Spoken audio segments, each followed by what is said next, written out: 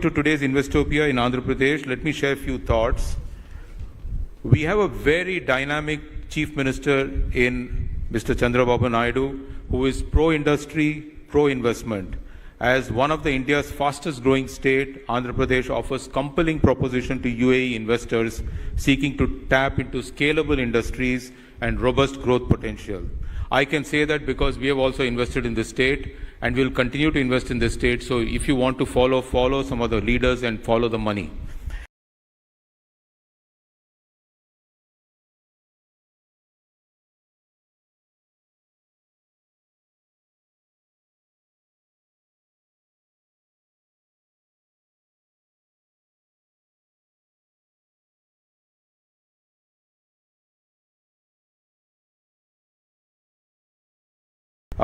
This Investopia thus serves a platform to encourage industries to integrate into global value chain, access international market, especially from the eastern seaboard with India's Look East policy to co-create solutions for resilient, inclusive future. So you're not just looking at India as a market, you're looking at India, ASEAN and Far East as market based out of Andhra Pradesh. It's a big market, more than about $10 trillion as we speak today.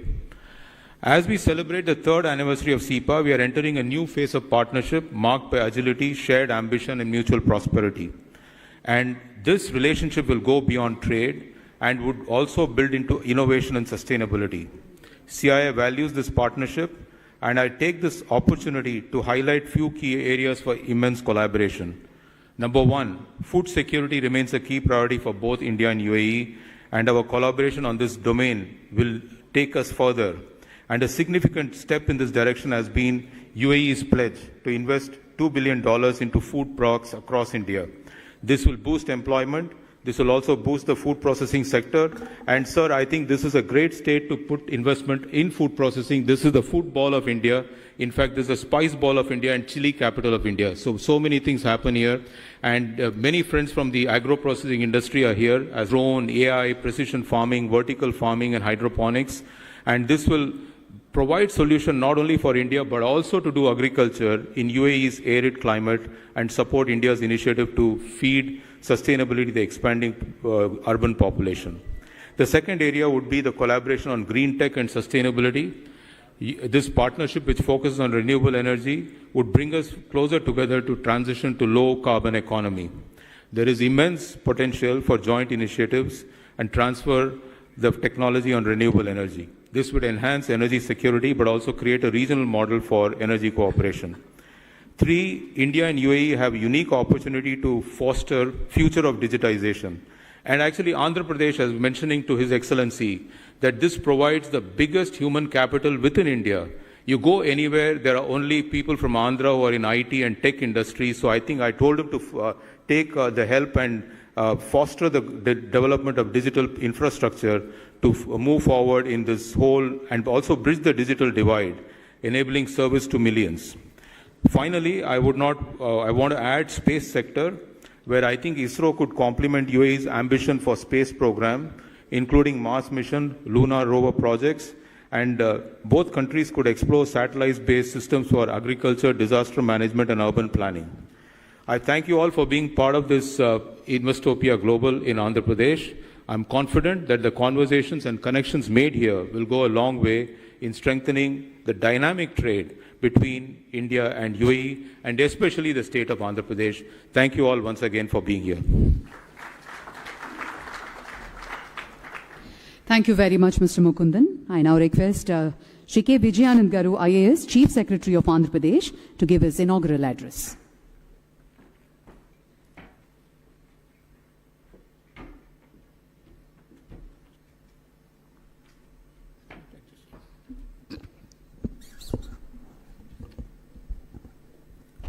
Honorable Minister of Economy and Tourism, United Arab Emirates, His Excellency Abdullah bin Tuq Al Mari, Chairman of Investopia also, Honorable Chief Minister of Andhra Pradesh, Sri Nara Chandrababu Naidu Garu, Sri Yusuf Ali Garu, Sri T.J. Bharat Garu,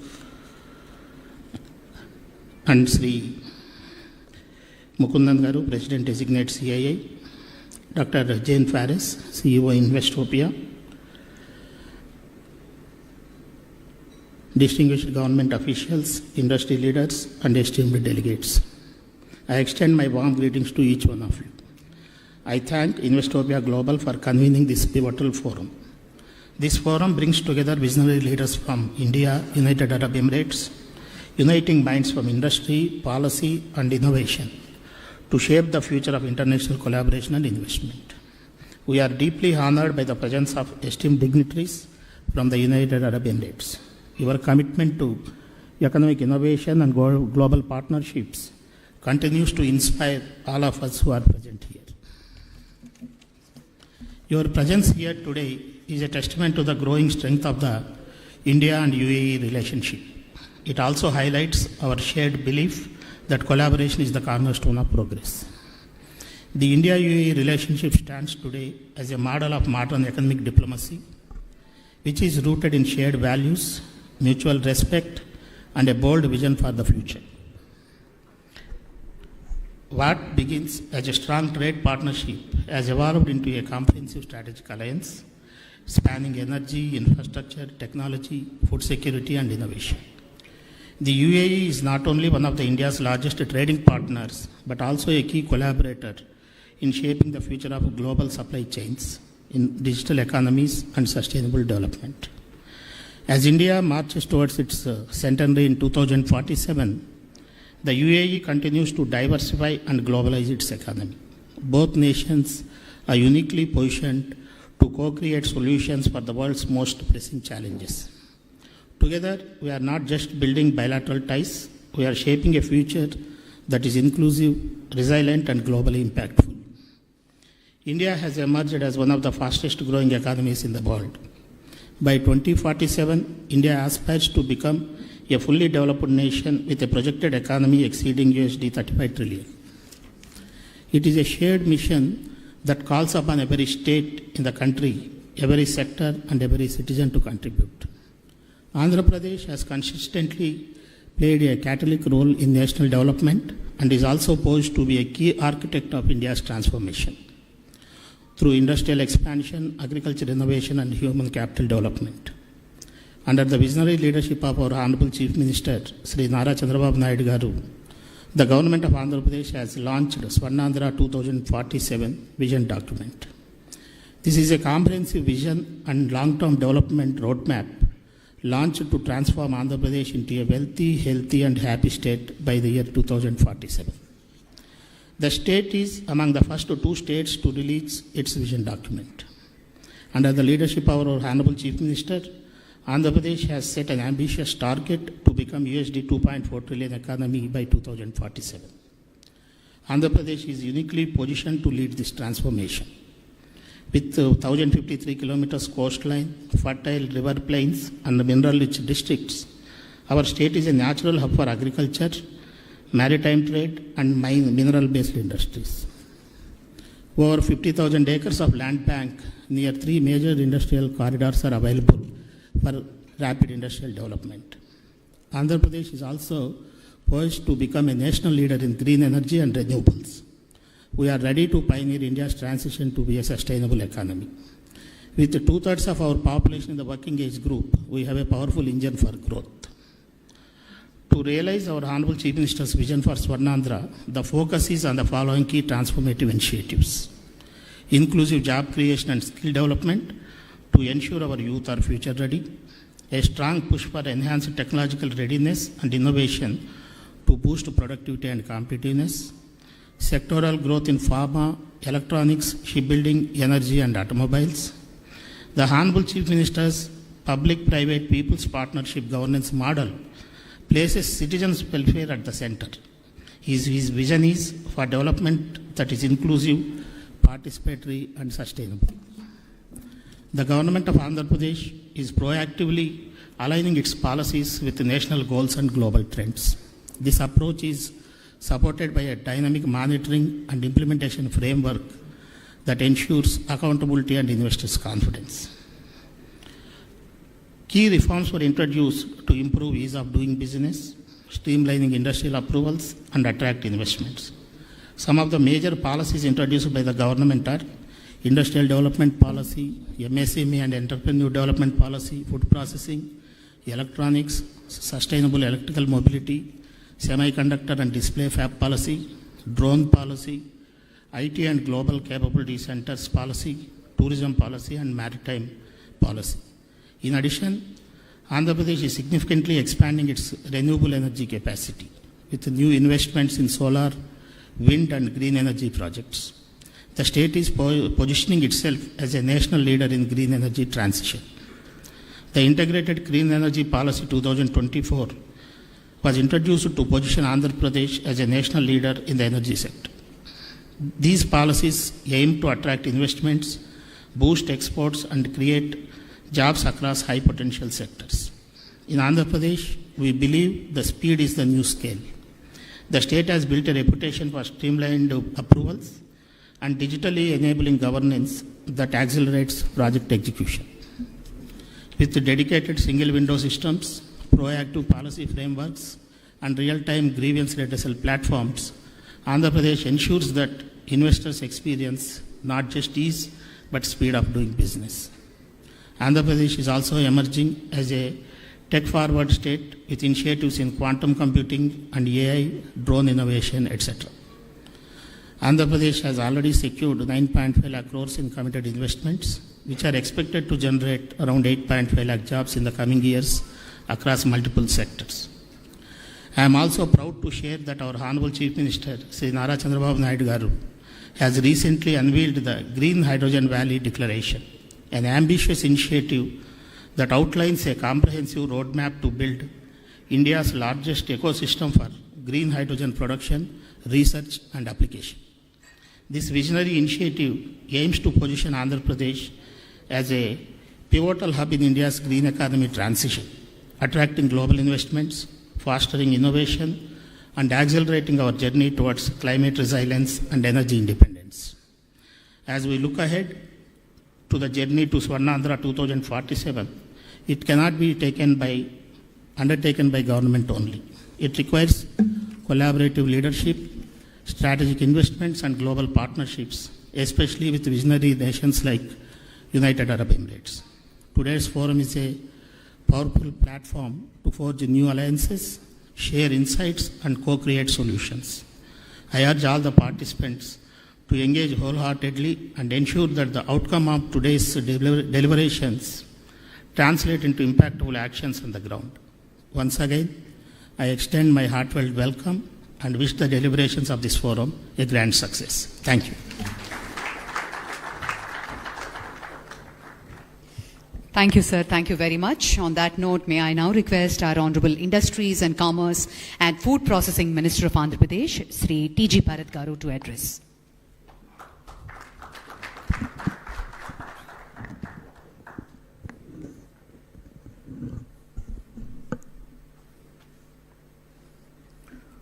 Our visionary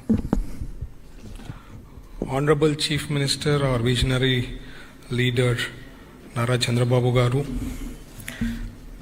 Our Excellency Abdullah Garu, Honorable Minister for Economy and Tourism, UAE, distinguished guests Yusuf Ali Garu, Mukund Garu, Vijayanand Garu, and Jane Fairs CEO, industry leaders and guests. It's a privilege to join you for this dialogue on the Indo-UAE Food Corridor, a partnership that truly embodies the spirit of trust, innovation, and mutual growth between our nations. As a Minister of Industries, Commerce and Food Processing of Andhra Pradesh, I am here not only as a representative of a dynamic state, but as a passionate advocate for a new chapter in Indo-UAE agri-food collaboration. In fact, my recent interaction with Emirati business houses and their commitment towards investing in India during the India Today, Investing for the Future conclave in Dubai. Regarding the partnership and corridor vision that we have, India and UAE share a deep, resilient bond elevated by robust diplomatic, economic and cultural engagement. Our bilateral trade now exceeds USD 85 billion annually, and the UAE stands among India's top 3 trade partners. The comprehensive economic partnership agreement has opened the doors to greater food and agri trade with over 80% of tariff lines now duty-free. Andhra Pradesh stands ready to anchor this partnership as India's eastern gateway and a natural food corridor to the world. Andhra Pradesh and India's growth powerhouse has positioned itself as a front runner in India's economic resurgence. Our GSDP crossed USD 171.5 billion with a robust growth rate of 10.75% in financial year 24, outpacing the national average. Our state is India's #1 marine exporter, contributing 45% of national marine exports, and is the country's largest producer of fish, shrimp, eggs, and key fruits like banana, mango, papaya, and citrus. AP has accounted nearly 20 billion in exports last year, ranking 6th nationally. We are strategically positioned with the third longest coastline, which is almost 1,053 kilometers. Our state's food processing ecosystem features Andhra Pradesh is aptly named as the food bowl of India. Over 5,565 food processing units, 9 mega food parks, and plug-and-play MSME parks across every district. 30% of India's fish production, 31% of shrimp exports, and 16% of national fruit production is from our state. More than 180 large and mega food processing units with major global and Indian brands investing in India in AP. State-of-the-art cold storage warehousing, almost 1.21 million metric tons warehouse and 1.6 million metric ton cold storage capacity, and APEDA supported pre-cooling and grading facilities for seamless farm gate to export logistics. In infrastructure, AP is India's only state traversed by 3 national industrial corridors, VCIC, CBIC, and HBIC, providing seamless multi-modal connectivity under the PM Gata Shakti grid. We have 6 ports, 4 new greenfield ports under development, and national highways, that is 16, ensure 4 to 6 lane access from clusters to ports. Our policy and incentives for AP is almost 45% to the capital subsidy, and we are doing ease of doing business as #1 in India as of now, with 21-day end-to-end approval systems are there in place. So this is being launched by our new government, by Chandrababu garu. In coming to innovation and skilling, we have 38.4 million working age people, over 250 plus engineering colleges. AP's workforce is one of India's youngest and most technically skilled. The AP Skill Development Corporation and world-class institutions enable agri-tech and food tech upskilling, fostering to job readiness and inclusion. We have recently inaugurated incubation center in IIT Tirupati dedicated to innovation and food processing, standing as a test statement towards our state's commitment towards resilient and sustainable future with food security. Coming to India-UAE food corridor, a blueprint for the future. The Indo-UAE food corridor can unlock stable supply chains, resilient farm-to-port linkages, and world-class food parks anchored in Andhra Pradesh. AP strengths offer UAE partners reliable year-round supply of marine, agri, and processed food exports, efficient cold chain logistics, and port-led export facilitation. Opportunities in joint ventures in food parks, logistics hubs, and R&D for sustainable value-added products. We invite UAE businesses to leverage AP's ecosystem, benefit from speed of doing businesses, and co-create next-generation agri-food supply chains for mutual food security and prosperity. In conclusion, AP is not just a destination, it is your partner for growth, innovation, and reliability. Let's script a new chapter in India, UAE food and economic cooperation anchored in India, Andhra's unique advantages. Thank you, Jai Hind.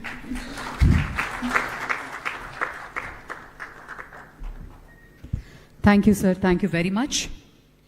As one of the youngest ministers in the Arab world, His Excellency is spearheading the UAE's ambitious economic diversification strategy, fostering innovation, empowering entrepreneurship, and building bridges with global markets. He is the architect behind several major initiatives that position the UAE as a hub for future-ready sectors, including artificial intelligence, digital trade, and green economy. With a keen eye on sustainable growth and global collaboration, his leadership continues to shape the narrative of economic resilience and reform in the region. Let us hear from a leader who truly embodies the UAE's spirit of progress and prosperity, His Excellency Abdullah bin Tawq Al Mari.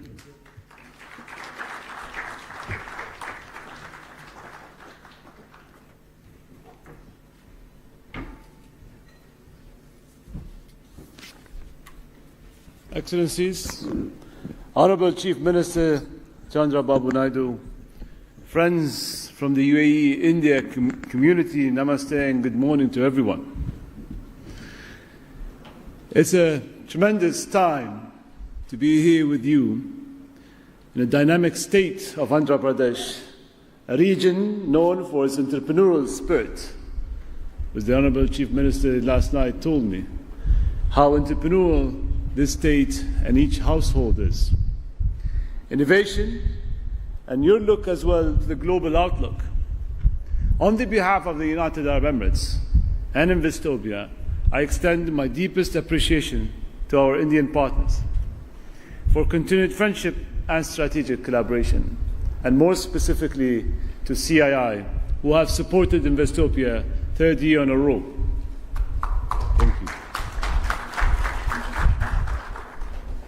Since inception, in 2021, a lot of people ask me why Investopia, why the word invest and word utopia came together.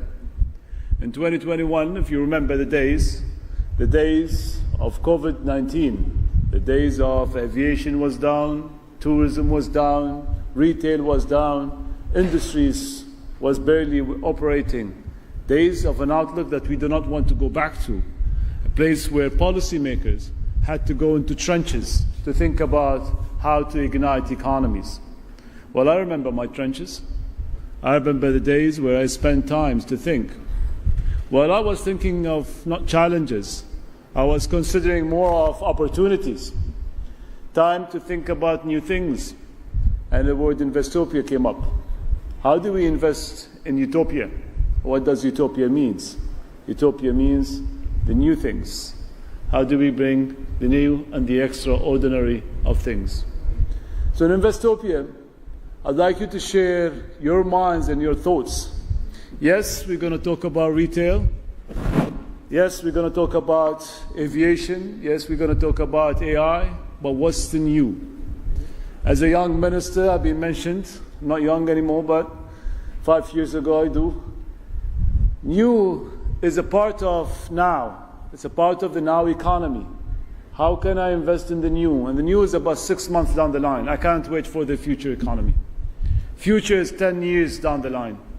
And we want to push towards the new economies, create the new economies. So what's new in retail? What's new in innovation?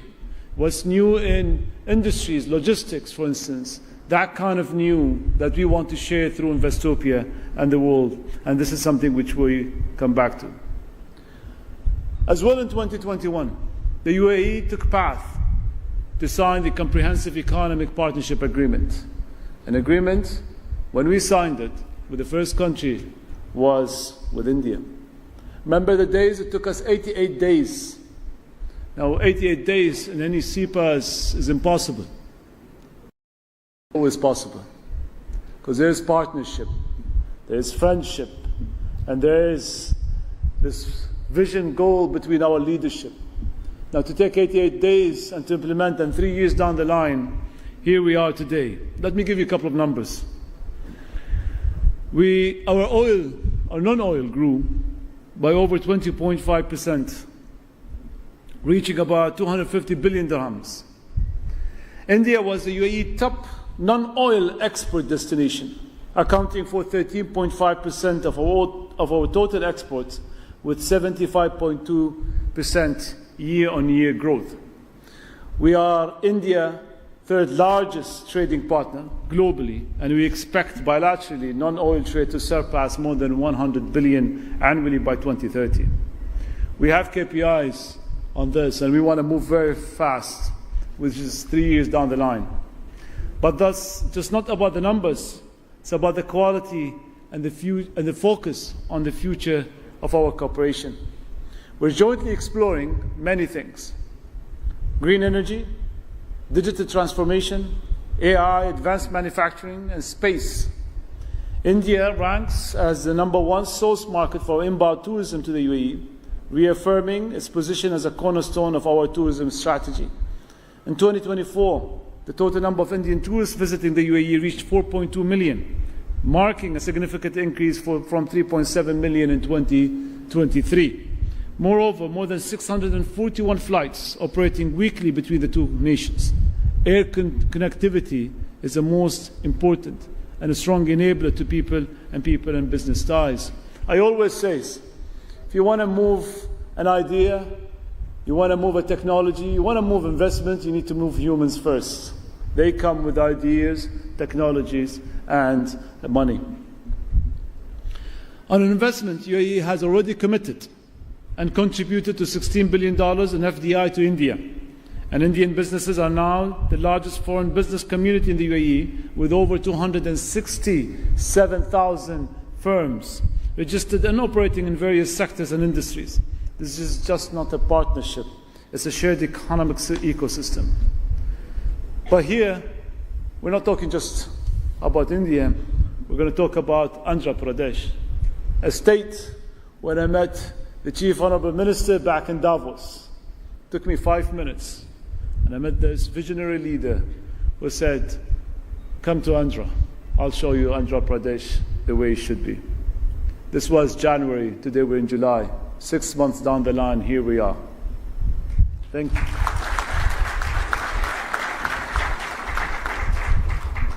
Well, Andhra Pradesh has astonished me. So many jewels, so many gems, so many things to see. Starting with opening my curtains this morning and looking at this beautiful state, the green state, and the beautiful rivers that you guys have, and the coastline and infrastructure that is built around it.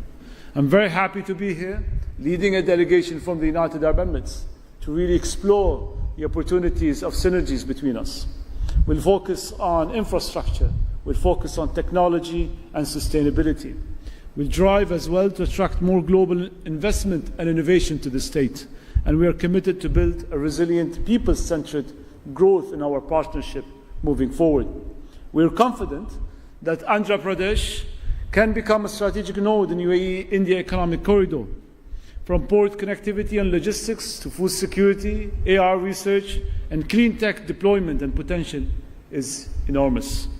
At Investopia, we aim to facilitate dialogue by bringing together sovereign wealth funds, venture capital, and policymakers. These are three enablers that has to come together for the new economies of Investopias. And we facilitate these dialogues to enable real investment deals through curated sectorial roundtables and Future 100 Startups roundtables. We would like to co-create innovation by supporting bilateral startup exchanges, incubation programs, and sandbox for future tech. Well, in closing, we are living in a very global volatility. The context around us is changing every 3 months. Grey or black swans are emerging and happening as we speak. But the UAE and India offer a different story. One of trust, one of openness, and one of a long-term vision. We are building bridges, not barriers, and I would like to take this moment to invite you all to launch partnerships. We do not want just trade, but we would like to build the future of economy together, grounded in sustainability, digital leadership, and mutual prosperity. Thank you very much for your attention.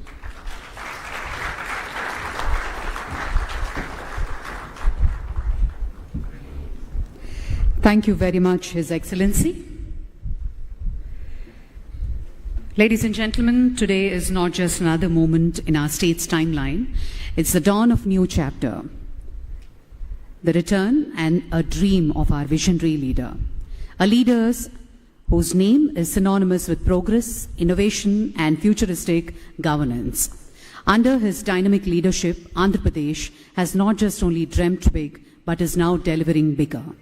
From reviving Amravati as a world-class capital city to bringing back global investors' confidence, from digital governance and IT empowerment to youth-led development and smart infrastructure, he has refined what good governance truly means. Ladies and gentlemen, please put your hands together. Our Honorable Chief Minister, Sri Nara Chandrababu Naidu Garu's inaugural address.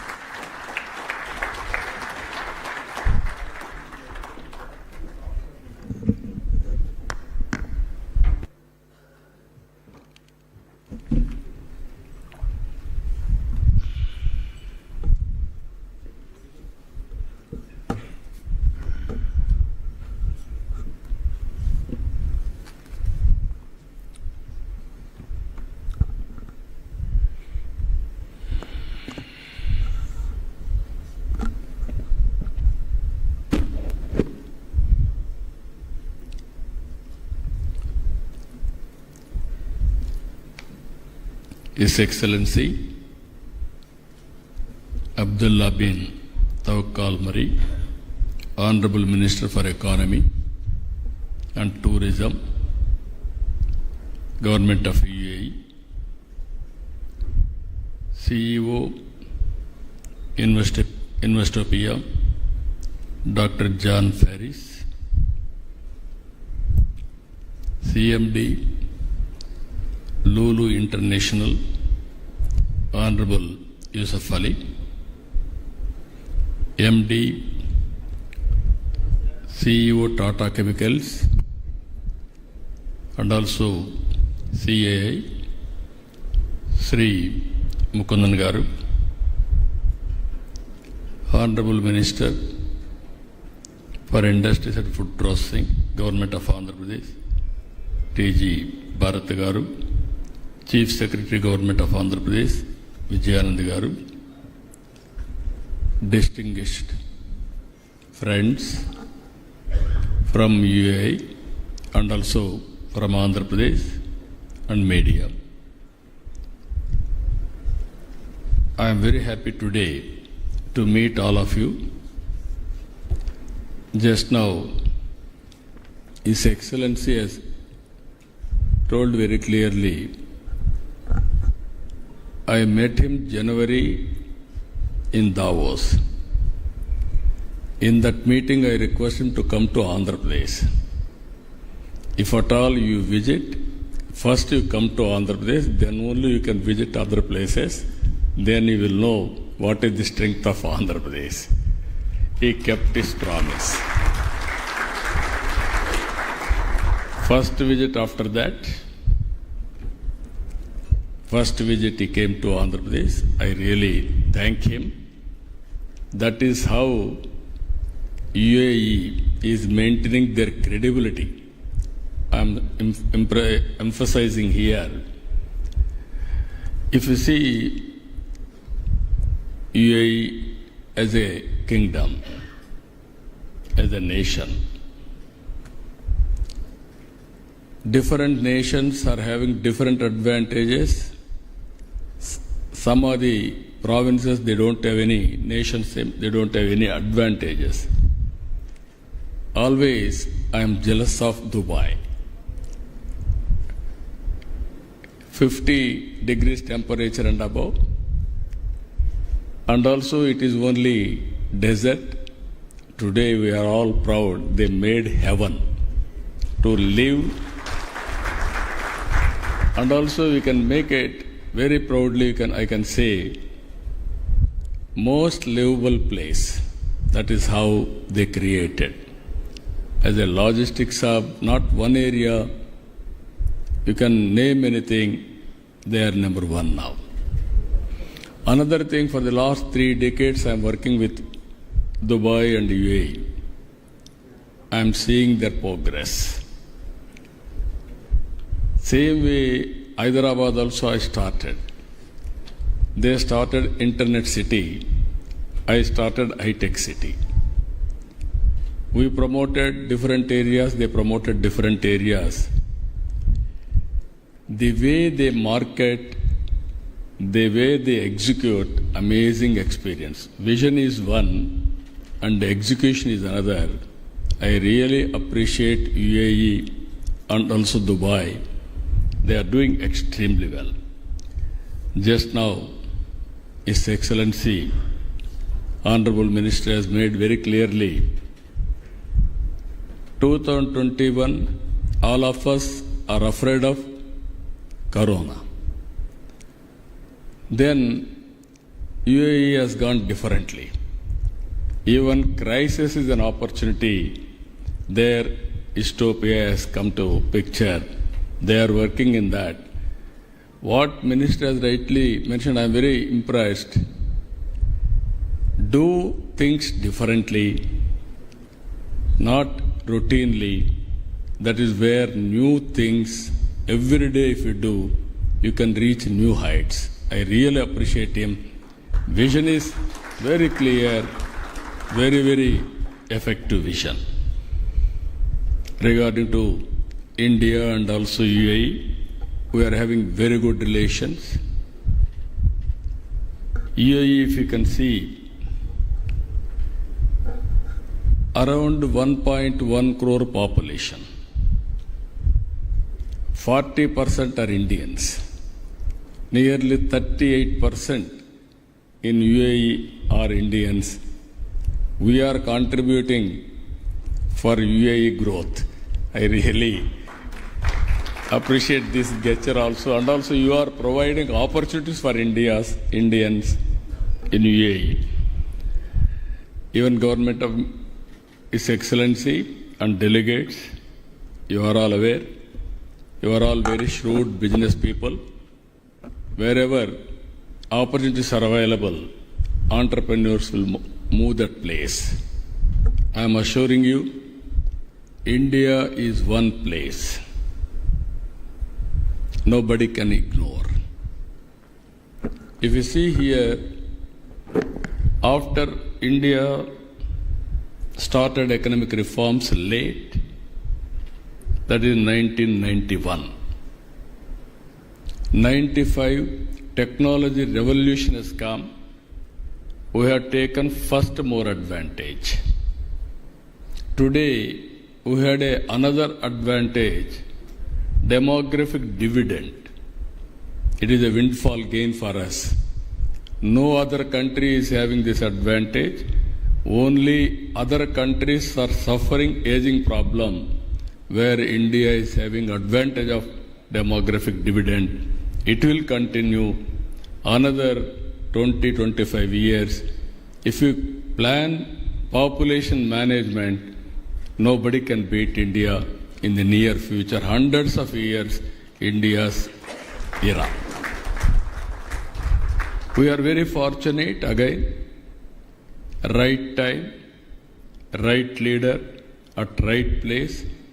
That is our Honorable Prime Minister Narendra Modi. He is very strong leader. With all these things, India is having very good advantage with the UAE, and also your agreements we have seen as on today.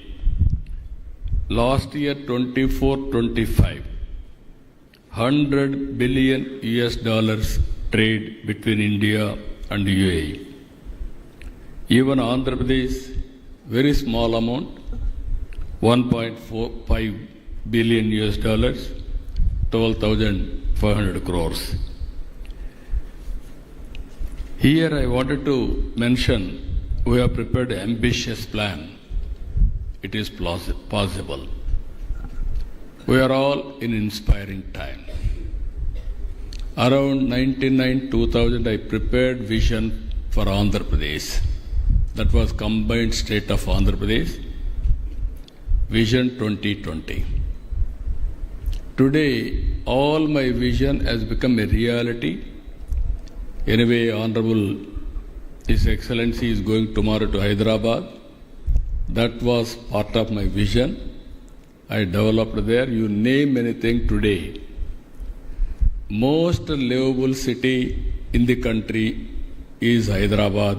That was planned from 1995 onwards. Even MR is also there, and so many people have contributed for that great city. Now we are planning, Government of India, Narendra Modi garu is planning Vikasit Bharat 2047. As on today, we are fourth largest economy. For the last 10 years, from 11th place, we are able to reach 4th place. By 27-28, we are going to reach third largest economy in the world. I am assuring you, India is going to become developed nation. Our aim is to become number one economy in the world by 2047. That is our mission, that is our vision. We are working in that direction. Today, again I am telling you, we are inspiring time. I have seen technology. I promoted mid-1990s, that is 95 onwards, information technology. Now, 25 years' time, the impact of public policy, if you can go through, all over the world, every 4 IT professionals, one is from India. Among Indians, out of 4, more than 1 or 2, more or less equally from Andhra Pradesh, from Telugu community. Today I can say proudly within 25 years, if you go to any country in the world, highest per capita income earners are Indians. Among Indians, 33% are from Telugu community in my state. That is the power of public policy. Now I am talking artificial intelligence and also quantum valley, quantum computing. First time in India we are establishing quantum computing. IBM, TCS, L&T, already we have come to an understanding. By 1st January 2026, quantum computing is going to operate from India, that is in Amravati. I am saying, America is having Silicon Valley. India is having Quantum Valley, that is in Amravati. So you can imagine now, technology, how we are going to use it in all walks of life. Today, all of you are here. I can say one thing, my government totally is online. WhatsApp governance. Around 575 services are online today. By August 15th, no citizen not necessary to go to any office. Tomorrow, once you decide to invest in Andhra Pradesh, from then onwards, it is our responsibility to make it successful. All permissions will be given online. You need not go to any office. I am assuring you, this is my responsibility to handhold and get it done. This is how we are going to use. Already we are using technology in a big way. Even Dubai and also UAE is using technology. Here we are going one step further. India is having advantage of Aadhaar, unique authentication of every citizen. Even Dubai and also UAE is doing. And at the same time, we are making use of all these things. Family as a unit, how to bring geotagging of every house. Every family we are going to nurture. There is a data lake. There I can monitor every individual, every family, every program so that we can empower every citizen. That is how we are working. By using artificial intelligence, your name, health, education, skill, everything we are going to plan. By doing all these things, our plan is 2.4 trillion economy. Per capita income is $43,000 by 2047. It is India, I know UAE already reached $50,000. We wanted to compete with you. We are having everything. And also you are having all opportunities here. Friends, you are all aware, our goal is wealthy, healthy, happy society. That is our goal. No poverty in Andhra Pradesh, that is our mission. For this, we are launching one more program as on today. P3 Public-Private Partnership. Through Public-Private Partnership, we are doing all infrastructure works, even roads, airports, ports, telecommunication, power, everything. Now I am launching one more program, that is P4, Public-Private People Partnership. High net worth individuals top 10% as to adopt bottom 20%. Provide bandwidth, managerial skills, handhold, timely assistance. You have to first 2029. There won't be any poor people according to World Bank standards. 100% above poverty is our aim. After that, how to reduce inequalities between haves and have-nots. That is where Dubai and also UAE government have done extremely well. To do all these things, as on today, 24 public policies we have brought, 15 sectoral specific policies we are able to bring here. Just now, Yusuf Ali has rightly mentioned, I wanted to straighten the record. Lulu is a very demanding product. Everybody wanted to have Lulu shopping in their respective states, not only in India, globally also. I used to meet him in Davos regularly. And also at one stage, Venkaiah Naidu, before he became vice president, he used to come. He had a very good equation with him.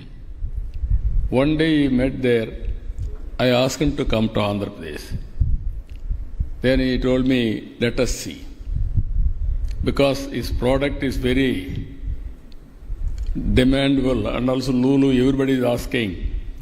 He is calculatively moving forward.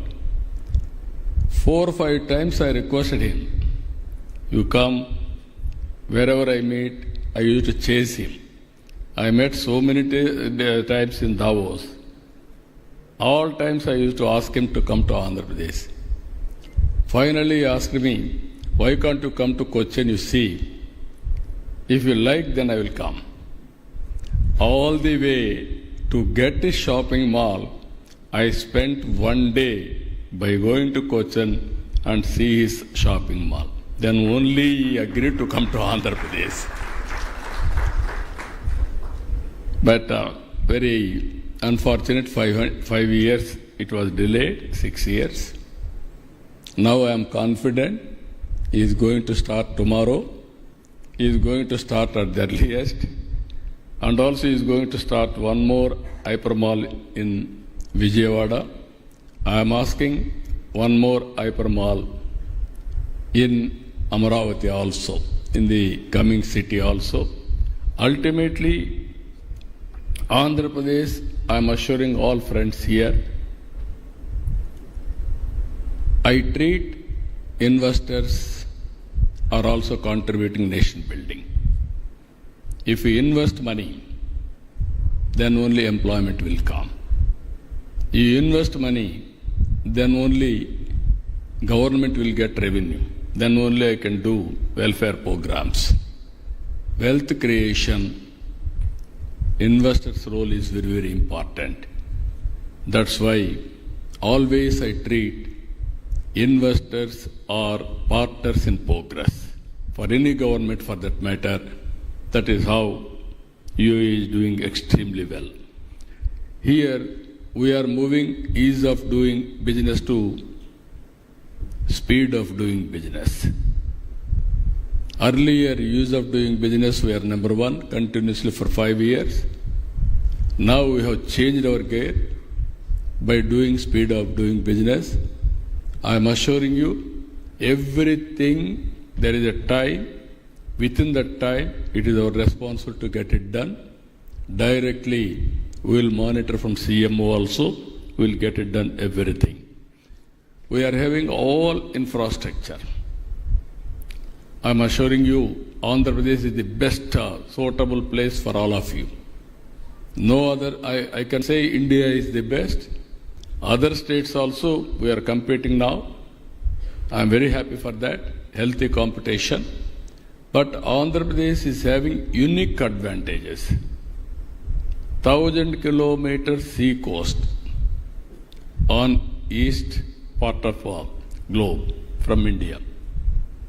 And also if you see, we are having every 50 kilometers one port, and also we are going to connect hub and spoke model.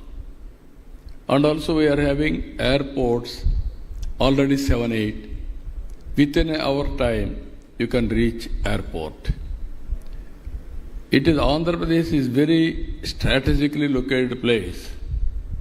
If you can see today, north and south has to be connected. They have, even for roads also, it is central located in South India also, Bangalore, Chennai, Hyderabad and Amaravati. So with all these things, we are focusing on road network. Inland waterways, we are very strong.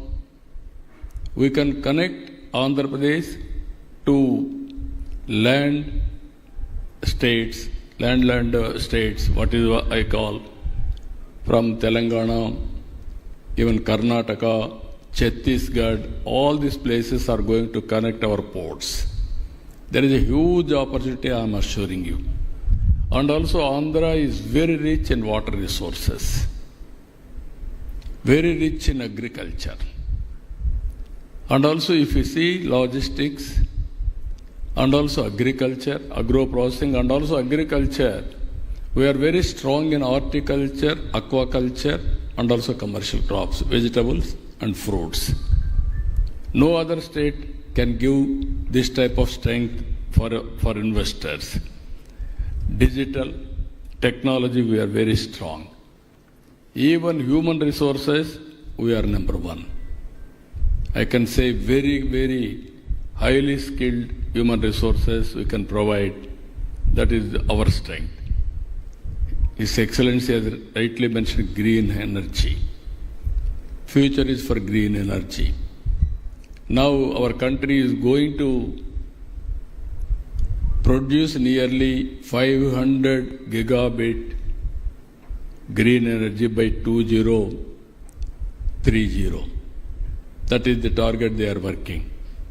In that, we wanted to contribute 160 gigabits for green energy in the near future.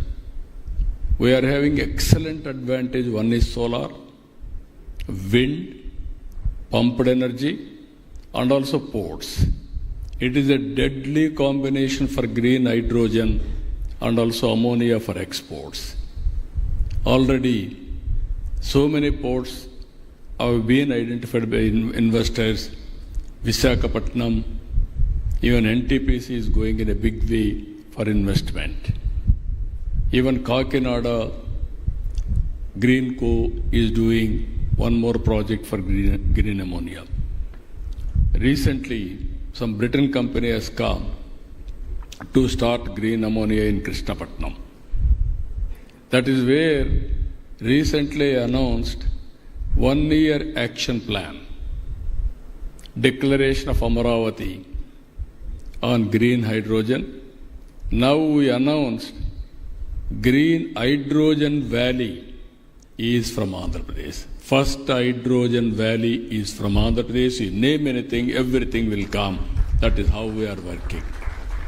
One thing, technology, quantum valley. Second thing is nature, how to protect, green energy. If we can go green hydrogen, that is a game changer. These are all new technologies we are working. And also with all these things, again, tourism, even UAE is very strong. We are having all beautiful places, excellent water. If you can go to Polavaram to Bhadrachalam, there is a Papikondalu, inland waterways. You can see beautiful place. And also there are excellent places of Araku Valley, Lamsingi. They are all known Kashmir of Andhra Pradesh. These are all very good locations we are having. And also Madanapalli, and also so many temples. I can say proudly, always from Hyderabad, first flight to Makkah, Hajj, I created from Hyderabad. And also Hajj house I created from Hyderabad. These are all various things I am going to announce very short.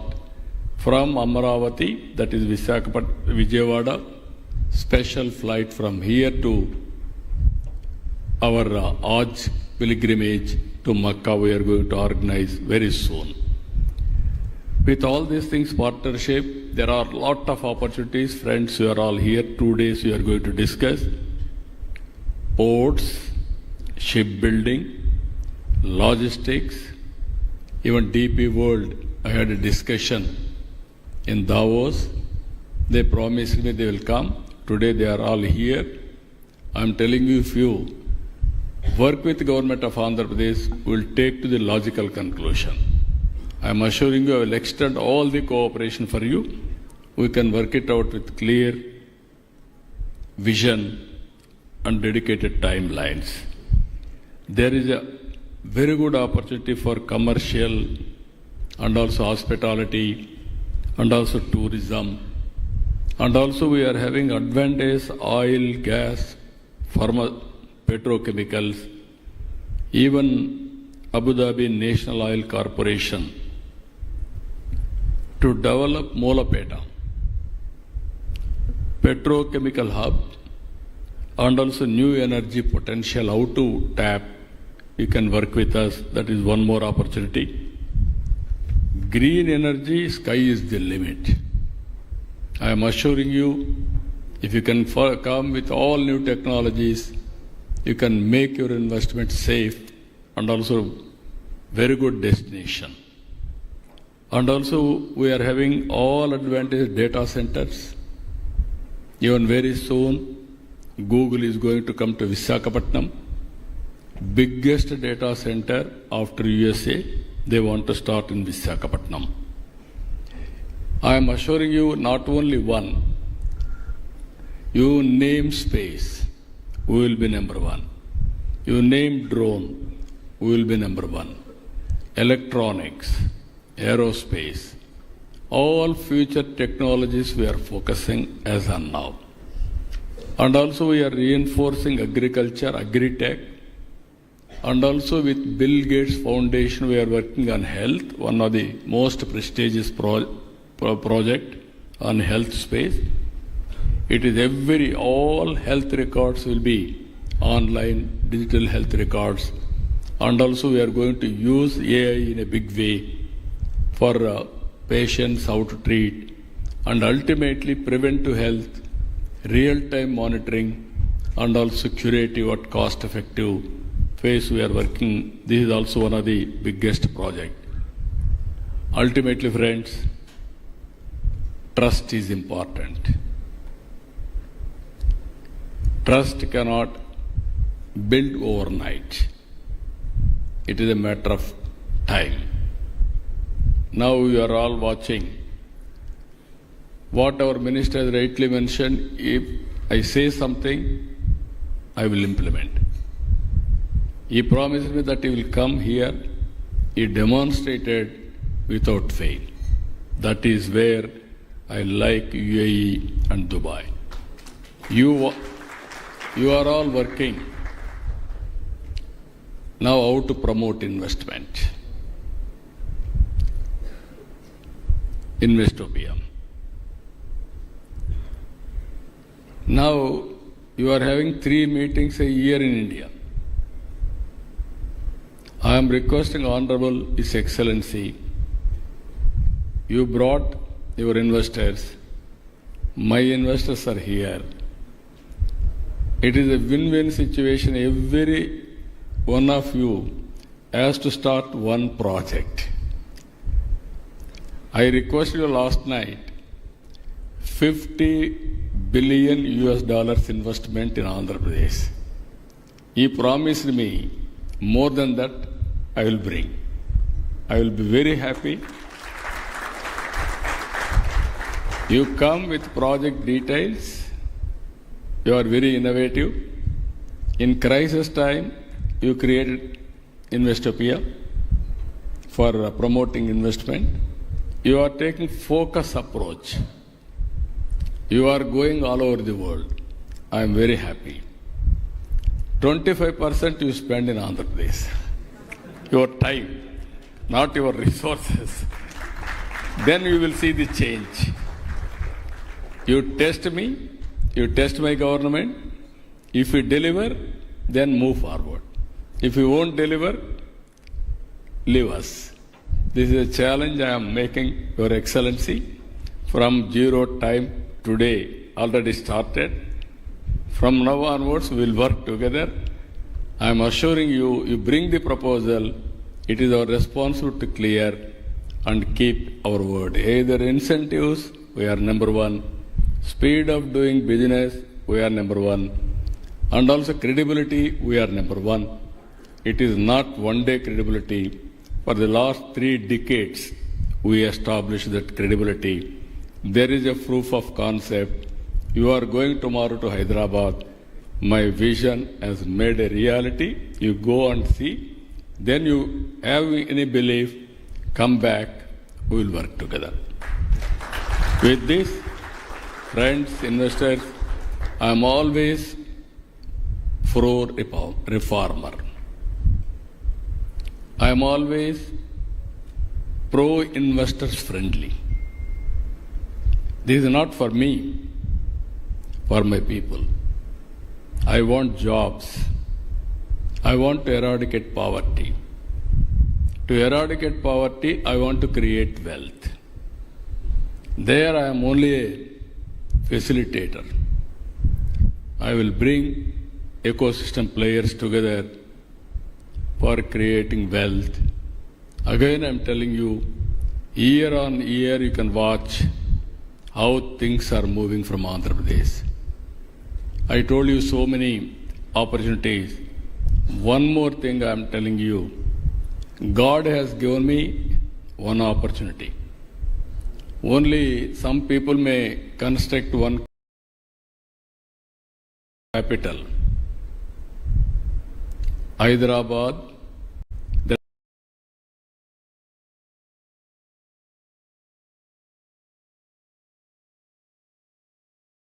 are 2 cities, Hyderabad, Secunderabad, SIPB. There I am attending. Ultimately, without any delay, all projects are cleared. With this, I am thanking all of you. Thank you, one and all.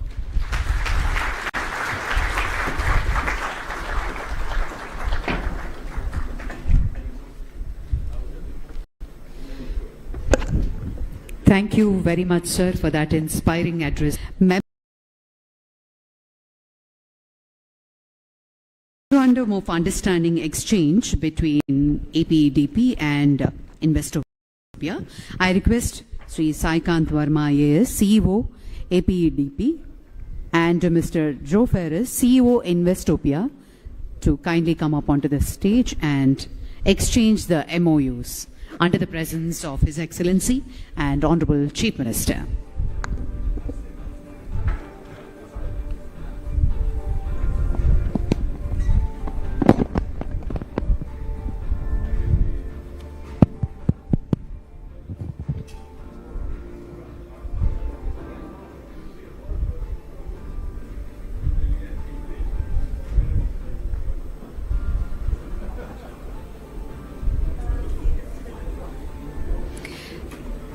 And on that note, I take the pleasure to thank each one of you for attending Investopia Andhra Pradesh edition. And also on behalf of the Government of Andhra Pradesh, we thank each and everyone, honorable ministers and dignitaries, for joining this inaugural session. Thank you very much, ladies and gentlemen. Thank you.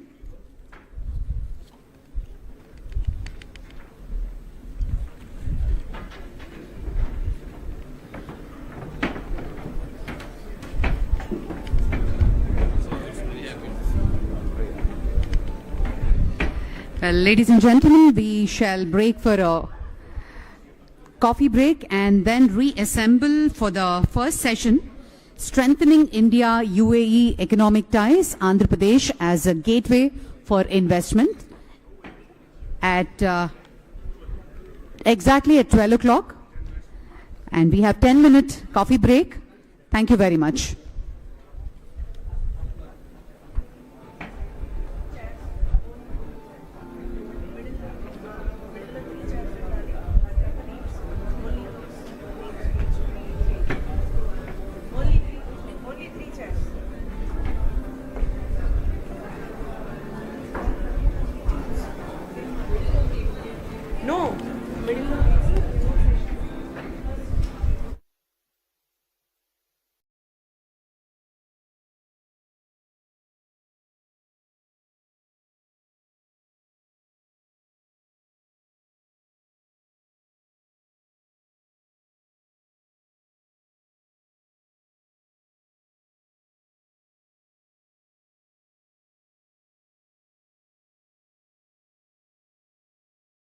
Differently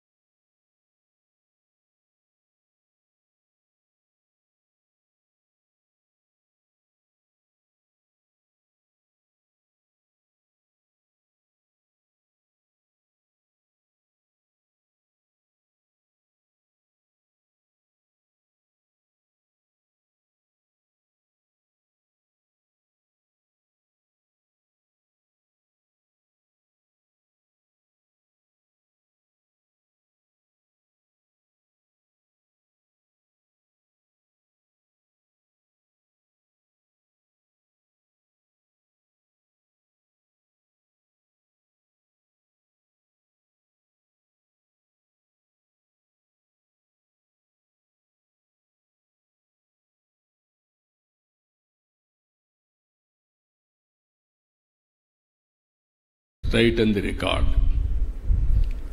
Lulu is a very demanding product. Everybody wanted to have Lulu shopping in their respective states, not only in India, globally also. I used to meet him in Davos regularly. And also at one stage,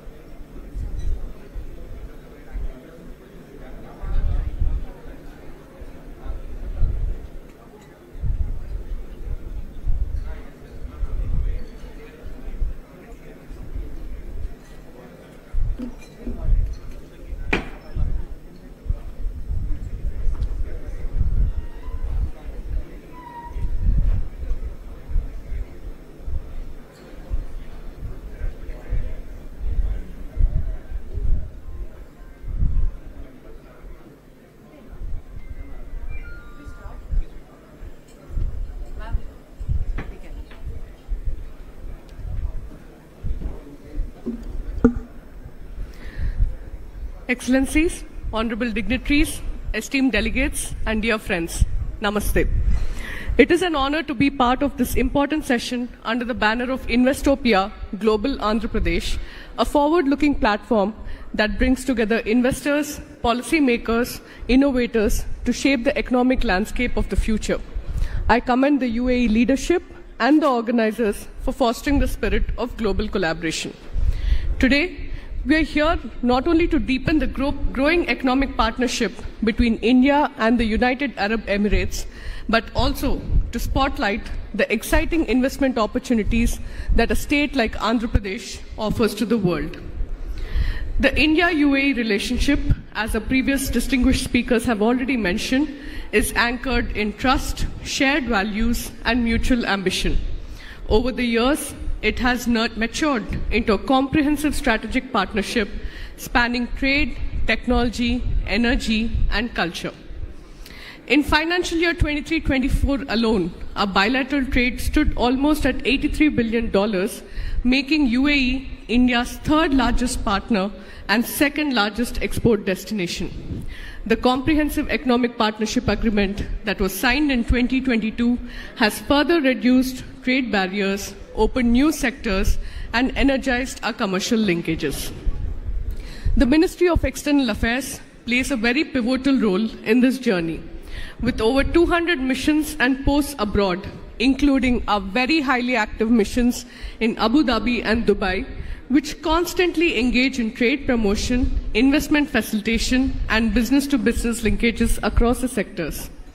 our cooperation continues to grow in high-impact areas like fintech, food security, clean energy, digital technology, and advanced manufacturing. India is seen as an increasingly reliable partner in strategic domains such as semiconductors, AI, and green mobility, supported by strong institutions and transparent governance. Let us now look at Andhra Pradesh, a state that is fast gaining attention as a rising destination for global investment.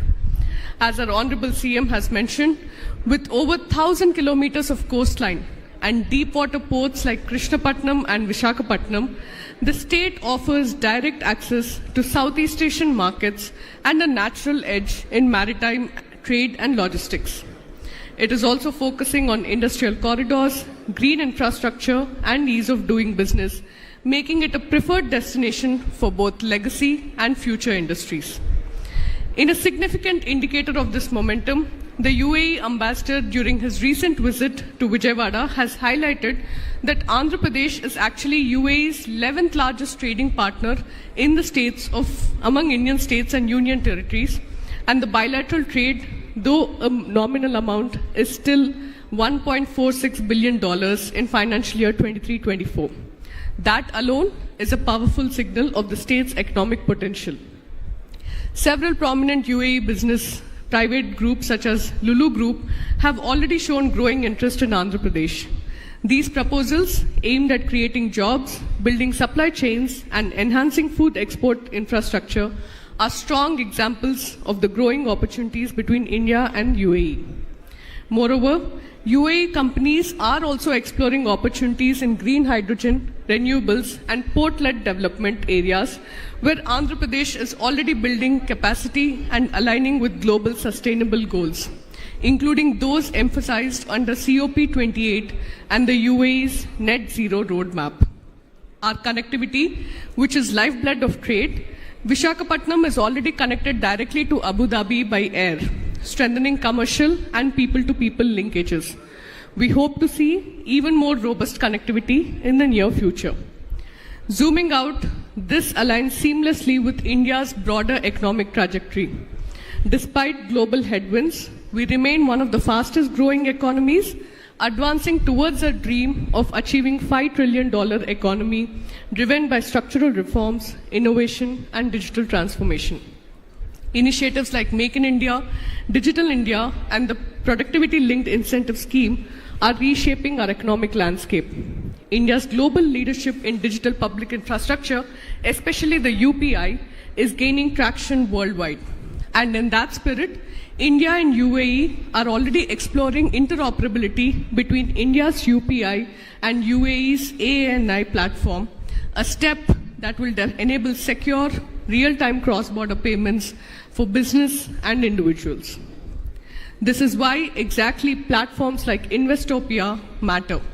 They connect more than just capital, they connect ideas, ambitions, and cultures. The Ministry of External Affairs remains committed to supporting these engagements. Our States Division works closely with Indian states to amplify their global presence and investor outreach. Our missions abroad stand ready to facilitate and guide every step of the investment journey. Before I conclude, I must also recognize the extraordinary contribution of the Indian diaspora in UAE, which is a vibrant and respected community of 3.5 million people. They are the living bridge between our two nations, fostering enterprise, trust, and connection every day. India is ready, confident, and open to deeper partnerships. Let this session unlock new synergies between governments, investors, and innovators for a future that is sustainable, inclusive, and full of promise. Thank you, and Jai Hind.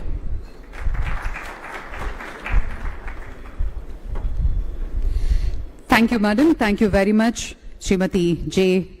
Snehaja, IFS, Head of MEA, Branch Secretariat, Hyderabad. Thank you for those insights.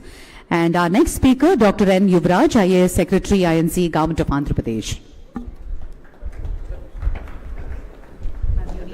You had a presentation? Presentation loaded?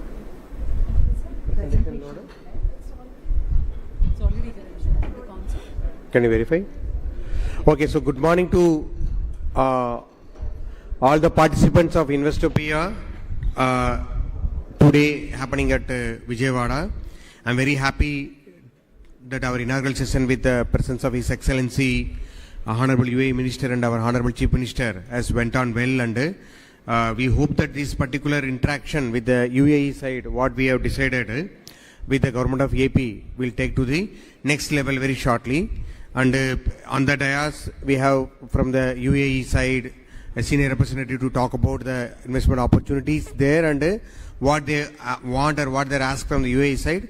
From our side, just now our Sneha Jha, who is a branch from the MEA Secretariat Hyderabad, has given what is expected also and what the support that are available to the people also.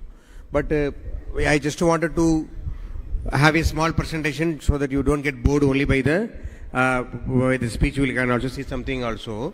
So you know about the Andhra, because people mostly from in this hall is from Andhra Pradesh. We have it's a small economic snapshot which shows that we are the 8th largest state, bigger than Tamil Nadu, and also we are also very good, having a very good trade relation with UAE also. So what makes us today very much advantages our the future ready workforce only.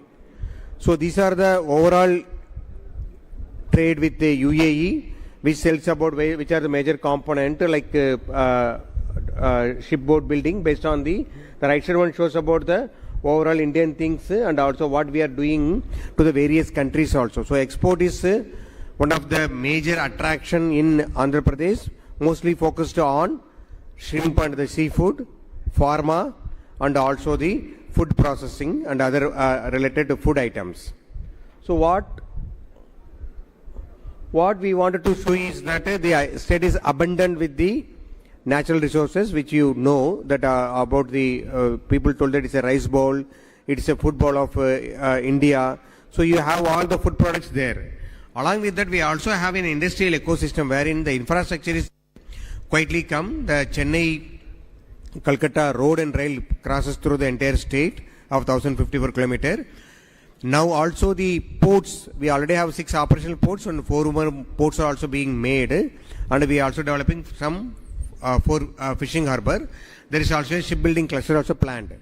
With that, you can see along the coast for every 100 kilometers you will have one port, and if you count every 50 kilometers you will have either port or a fishing harbour. That way it is planned so that the sea coast can be opened up. Today the trade of the eastern coast and western coast, if you see from the India which is going outside the country, 40% is from western side and 40% from the eastern side and 60% from the western side.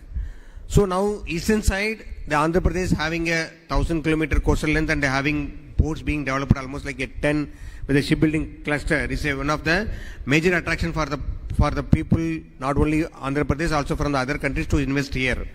And also the other advantage is we have 3 industrial corridors like major cities surrounding the state is Hyderabad, Bangalore and Chennai. So we have connecting these cities industrial corridors like Chennai, Bangalore, Hyderabad, Bangalore and Vizag, Chennai. So that we also have a huge land availability to promote industrialization along these particular corridors as well. And we are given what is the land available also. Besides that, if somebody want to start their shipbuilding or ship repair issues also, we have the land at this particular short land which we are given also. And port which I already talked to you that we have around what is the operational capacity available. We have a major port from Government of India at Vizag, you know, is the oldest port, and we also have ports adjoining it like Kakinada, we have Gangavaram, we have Krishnapatnam, Kakinada also we have one more port also being coming there. So with the new ports it will be able to go for another additional 100 metric tons capacity operation so that it will be able to do along this one also. And Ramayapatnam port, you are also aware that we are having a refinery with the BPCL. The BPCL is talking to some of the partners with UAE to get the petrochemical complex also there. So these ports will be able to give more and more options for the eastern coast side trade to the entire globe. And we are also given what is the projected capacity if both the phases of these ports are developed. Like every port is having around 100 million metric ton per annum capacity, handling capacity for both the new ports also. And also on the airport side, yes, the connectivity is an issue presently. People would have had to have some detour to reach to the place. But with the Honorable Chief Minister vision, we are also developing new ports also. So we are also asking the people who are interested to come and have a logistics side of the ports also. We are ready to have a partnership with the peoples, because new ports are coming, and the port also has a adjoining area for the MRO facility also. We have presently state-owned airport is there at Kurnool, okay, which you see here also. The Kurnool airport can be converted into a fully logistic hub as well, because we have the land adjoining to it. So if anybody is interested also, we can do it. Like what our Lulu chairman told, Mr. Yusuf Ali told that he wanted to develop that food processing from the Vijayawada. We also can explore other places also in the state. And we also want to have a specific food hub, like what we have in Dubai, food hub. Similar structure is also possible. We have land available across the coast where we can start this activity also. So we request any investors from India and or AP and UAE want to collaborate and involved in that also. We are ready to facilitate that also. And also the previous slide I told about the interland connectivity also, which we have road and rail, and we are also getting huge amount of national highways in the state, especially connecting to the southern part of the state, so that we'll have very much good connectivity to both to Bangalore, either to Chennai or to Vizag or Hyderabad, so that it is easy to reach also. So all along we can go for a cold storage also. We requested the DP World to analyze and give us a report what are the other bottlenecks of logistics that has to be addressed by the state, so that we can address them, so that the logistic cost of operation has to come down. What our CM envisages is the logistic cost of operation today is almost like a 14%. It has to come down to 8%. That is 6% reduction is possible, provided we are able to close these particular gaps. This is about tells but both about our what is our vision for the green energy. Andhra Pradesh will turn out to be a green energy hub, and also because green hydrogen related product also. Government of India declared green hydrogen hub at Visakhapatnam, in Visakhapatnam, okay, with the support of NTPC. Now we requested anybody interested on derivatives of green hydrogen, it can be green ammonia or some other products also, we are ready. AM Green is starting a similar project in Kakinada, which is going to be operational next year. So with that one, it gives more and more ways for the other people also to get into the industries. And it is also possible for you to explore now itself for the downstream industries also, which can be utilizing these facilities. In the NTPC area, around 600 acres is earmarked only for the MSMEs, or downstream and upstream industries of green hydrogen. So I request the entrepreneurs from Andhra Pradesh to take this opportunity and explore as well as technology may be in constraint. We request the Andhra people to go for a technology transfers. We are ready to assist you there also, so that you can get the technology transferred and you can start your issue also. And another attraction is the working age. We have a very dynamic and forward-looking youth available in the state who can be deployed by any industries coming in the state. And these are the policies which CM told that around 24 policies. Everything is available in the website. And we are also going for the speed of doing business, which our CMS has coined the word. So what we are planning is, for this speed of doing business, we have EDP, people are available here, and we also have our website for contact you. We request you take that opportunity at district level also, because not only at the state level, district level also we are strengthening the system, so that the people at the district level, whether it is an MSME, medium or the large and mega industries, can avail the facilitation at the district level also. For all of you, the contact point should be the district collector. So we ask the collectors to conduct the district industrial promotion committee meeting every month, so that you can be able to get that attraction also.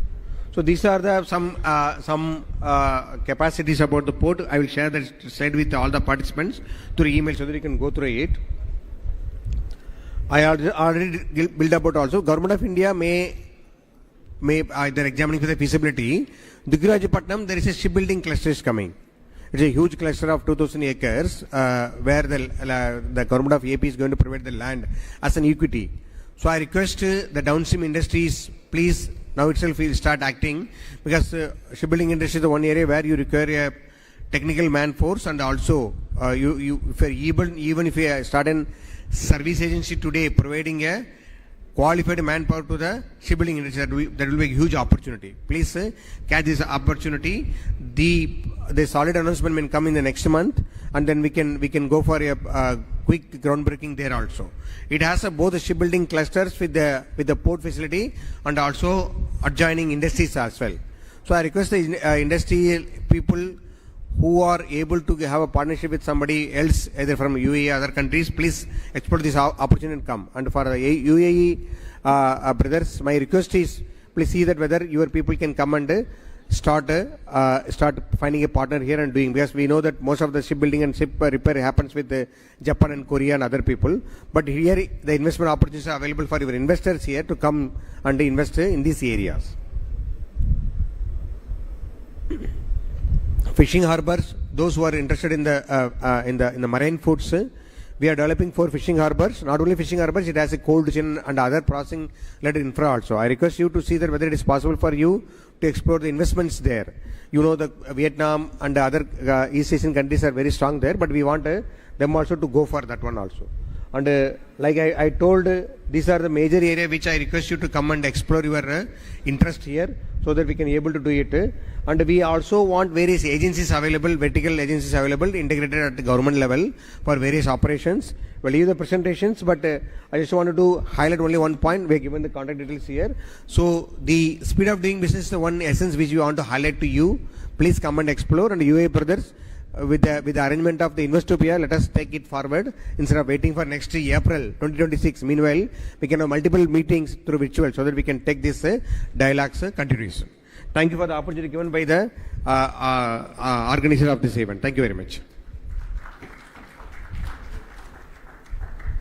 Thank you, sir. Thank you so much for those insights. And I now call upon our next speaker, Mohammed El Zaroni, Director of External Investments at UAE Ministry of Investments.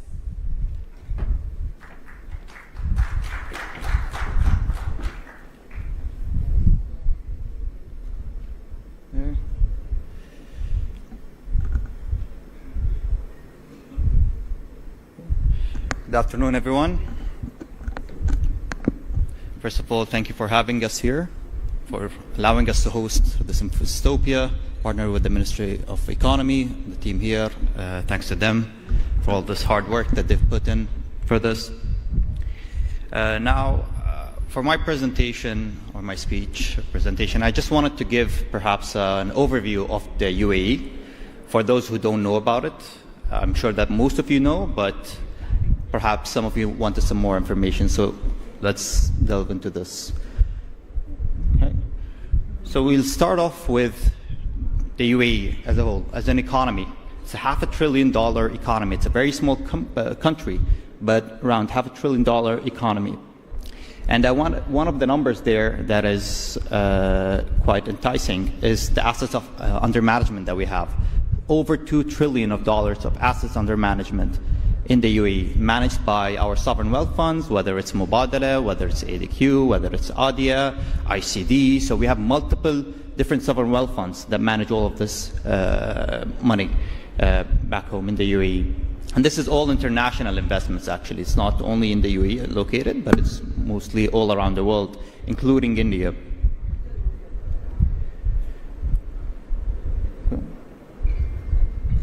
So what are those key investment enablers back home in the UAE? We're going to go through a couple. We'll talk about the business environment. We're going to talk about the location itself. We're going to talk about the livability, why a lot of Indians perhaps also choose the UAE as their second home, or some of them their first home as well. And then, some of the economic diversification that we've been pursuing.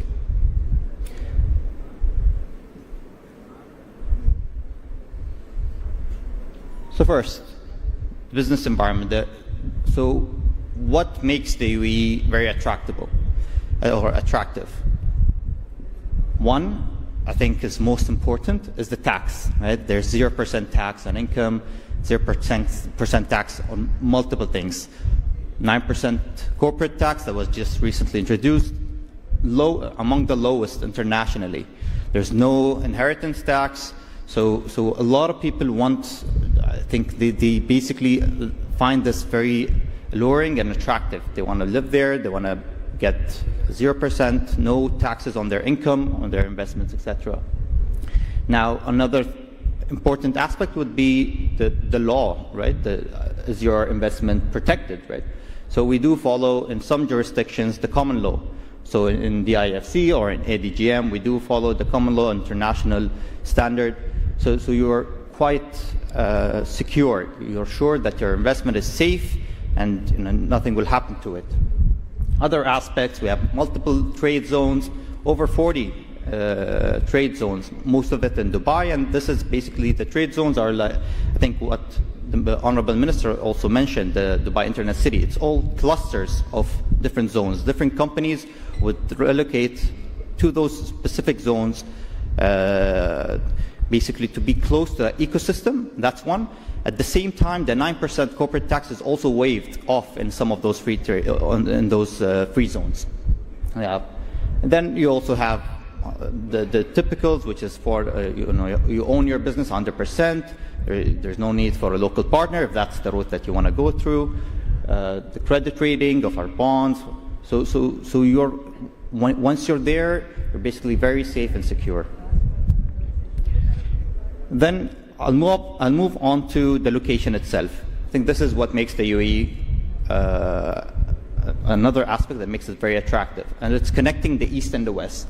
Now, if you talk about daily flights, we have over 2,000 flights daily from Dubai, Abu Dhabi, Sharjah, Ras Al Khaimah. So we have multiple flights. So you're sure that you as an investor, you'll always reach your destination in time. There'll always be a flight. There's no need to worry about that. The airports are running 24 hours, 24/7 they're open, and we're actually 8 hours away from 80% of the world. So we're literally in the middle of the world. Right. Another aspect, so now you've decided to move your business to the UAE. What's important to any business if you're producing goods and services? You want to make sure that your goods will reach their destination, right? There's not going to be any complexity. So we have 5 major ports. DP World, I think they've mentioned DP World here a couple of times, and that's actually the 4th largest operator in the world for ports. 4th largest port operator in the world that manages multiple ports all around the world. 70 plus ports, 40 plus countries. So you're sure that your goods will always reach in time. Last week actually, I met with a couple of investors from Japan. They're doing automotive parts, so redistributing of automotive parts. They're located in the UAE, and why did they choose the UAE? Because of this reach that it has. They actually, an example here in India, they ship some of those automotive parts to India, and they've chosen to do that from the UAE actually, because it's just very efficient for them to do so. Now, this is something new, I think the Honorable Ministers also mentioned, the CEPA agreements, right? The first agreement, free trade agreement that we've signed with India, the Comprehensive Economic Partnership Agreement. It's essentially an upgraded free trade agreement. So once you're in India, once you're in the UAE as well, if you're producing, you have access to such agreements. And right now we have 8 ratified. We also have other free trade agreements, historical free trade agreements through the GAFTA, with Singapore as well, and we're also signing and ratifying additional ones. I think we're around 20 right now. We've reached around 20 that have been signed or being negotiating on. We've signed one with South Korea, we've signed one with New Zealand, with Australia as well. So if you do have your base in the UAE back home, you'll be able to access those agreements, those free trade agreements, to make sure that the goods, there's no tariffs on them, basically. That's the whole point of this, right? It gives you access to the market. Now, if we go into, so what happened due to all of this favorable environment, to those agreements? We have huge economic diversity back home, whether it's, and that's also in part with the National Investment Strategy that was launched last year. We're focusing on multiple sectors that we're growing, and they've already grown, but we're also focusing on them, and they're growing, such as ICT. I think we have something big with India on this, with ICT. We have the US investing through Microsoft, partnering with some of my colleagues that will be talking. I think they'll have us, they're going to have a session later on with G42, for example. We also have financial services, a lot of fintech companies that have relocated from different parts of the world. They're utilizing the UAE as their regional headquarters, actually, due to the efficiency, due to the economic facilities that are provided there.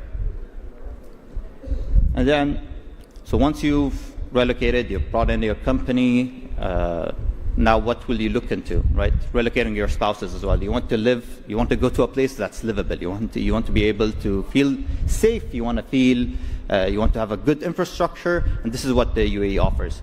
Have a good education for your children. So we have major international universities there, such as NYU. They have a huge campus in Abu Dhabi. We have Cleveland Clinic as well. So your health is basically being taken care of there. So you relocate with a peace of mind that all of those services are at the tip of your hands. Right. Now, the Ministry of Investment. So what do? We're basically the first point of contact for investors coming into the UAE. That's how we want to position ourselves, and that's how we see ourselves. So investors such as yourselves, investors, if you know of anyone that wants to come to us, we basically would advise them, facilitate for the meetings that they require. We have a huge database. We work with our partners, the national champions, the sovereign wealth funds as well. So, we like to be the first point of contact, and then we'd advise you. We're not biased. We're at the federal level. We take you. If Dubai is best suited for you, we'll advise you to go to Dubai. If Abu Dhabi is best suited, we'll take you to there. Sharjah, the other Northern Emirates as well. So this is something that I think the ministry offers. We're more of a facilitator at this point. Right. Thank you very much. This is the ministry's email for any inquiries. If you want to reach out, please do reach out to us by email, or just approach me after the session. I'll be happy to talk to you and sit down with you and basically tell you more about the UAE. This is just a brief interaction, so thank you very much.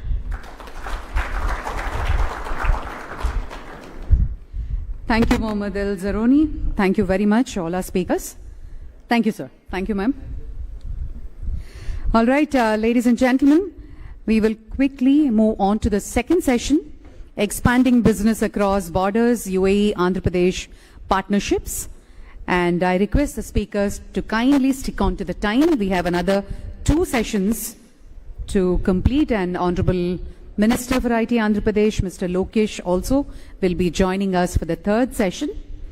And this session will focus on how UAE and Andhra Pradesh businesses can collaborate to drive mutual growth through cross-border investments and partnerships. UAE investors will share perspectives on their expansion plans into Andhra Pradesh, while Andhra Pradesh industry leaders will highlight opportunities for expanding into the UAE market. This discussion will spotlight key sectors, best practices and strategies for successful international collaborations. Our special invitees, Sri B.C. Janardhan Reddy Garu, Honorable Minister of Infrastructure and Investments, Government of Andhra Pradesh. Welcome to you, sir. And this session will be moderated by Mr. Praveen Aditya, IAS, Andhra Pradesh Maritime Board CEO. And I also call upon our speakers, Mr. Walid Garib, Secretary General UAE International Investors Council, and Mr. Murali Krishna Gannamani, Chairman, CII Andhra Pradesh State Council and Founder and Chief Executive Officer, Fluent Grid Limited. Thank you very much. And I now hand it over to our moderator, Mr. Praveen Aditya, IAS. You need a podium. Okay. Thank you. Thank you so much. Good afternoon, everyone. We welcome the esteemed dignitaries on the stage. First of all, we invite Sri B.C. Janardhan Reddy Garu, Honorable Minister of Infrastructure and Investments, Government of Andhra Pradesh, Mr. Walid Harib, Secretary General of UAE International Investors Council, Mr. Murali Krishna Gannamani, Chairman of CII Andhra Pradesh and CEO of Managing Director of Fluent Grid Limited. So in this session, expanding business across borders, UAE Andhra Pradesh partnerships, So we'll have a panel. We'll have the dignitaries presenting their views on expanding the business across borders. So first, I would like to start with Mr.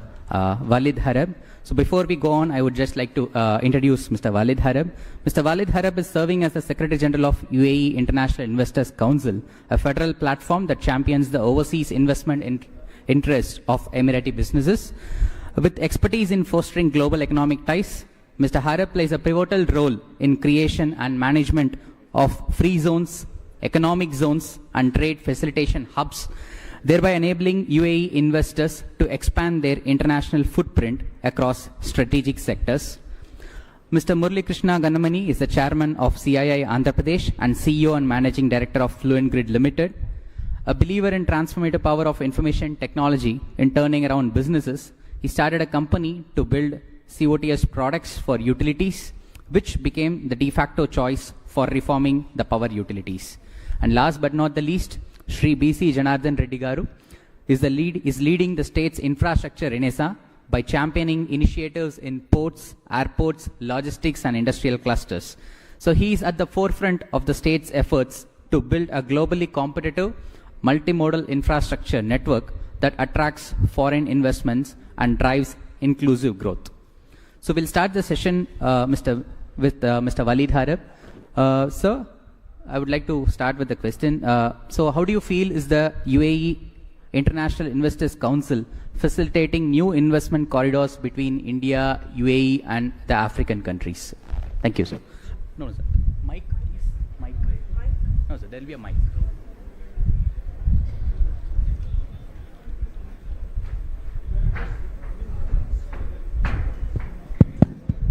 Assalamu alaikum. Good morning. It shows that. Good morning. Good. Now we start. Actually, it's a coincidence for me. 20 plus years ago, I came to this region, and the funny part is actually His Excellency was the guy who received us. So when I received an invitation from Investopia, actually I was extremely excited because always people want to go back to their past to see, and the good thing is how you connect the past with the present. I visited Hyderabad a few years ago. To be honest, when I heard all this, the senior minister, Chief Minister Naidu, all these politicians, they come and they give you big speeches. So to be honest, at the beginning, when I heard the Chief Minister talking, I said, yeah, this is another politician's talk. But actually to see the progress that happened in Hyderabad is really astonishing. He deserves really, now you become a believer, not just by talk, it's by talk and walk. So I have experienced how that vision of Hyderabad was developed. It was basic, but it developed to become really an astonishing vision. And if there is anybody who I believe can create that same vision in here, is him. So we have to applaud that vision that was created. Second part, I come from UAE. Sometimes when you look into developing opportunities, you need to look at the other side, what they require. Why? If I know what you need, I can develop a product or I can sell you what you need. This is a country that has every aspect of food security that we need. This country has human resources. This country has, this vision that developed. Today, you have, what you call this is the Silicon Valley of India. So these are the elements that you can start from here. But if I reverse the other side, these are the things that also we need.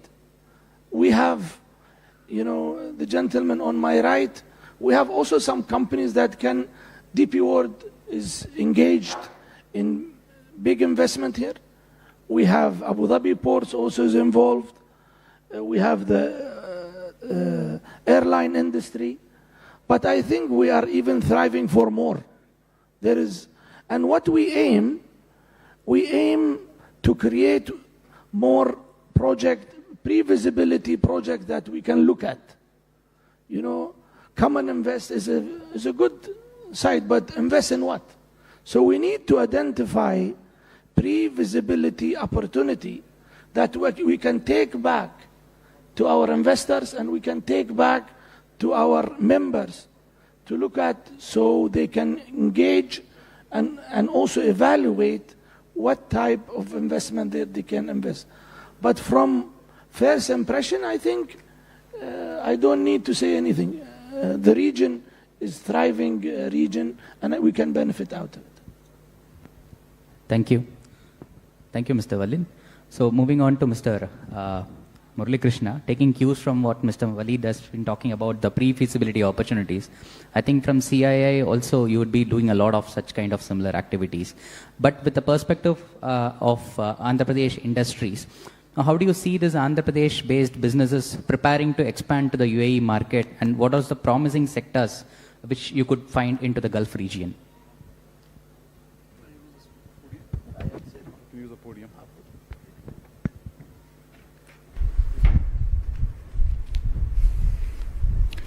Yeah, good morning, everyone. And the CI protocol, I have to follow some.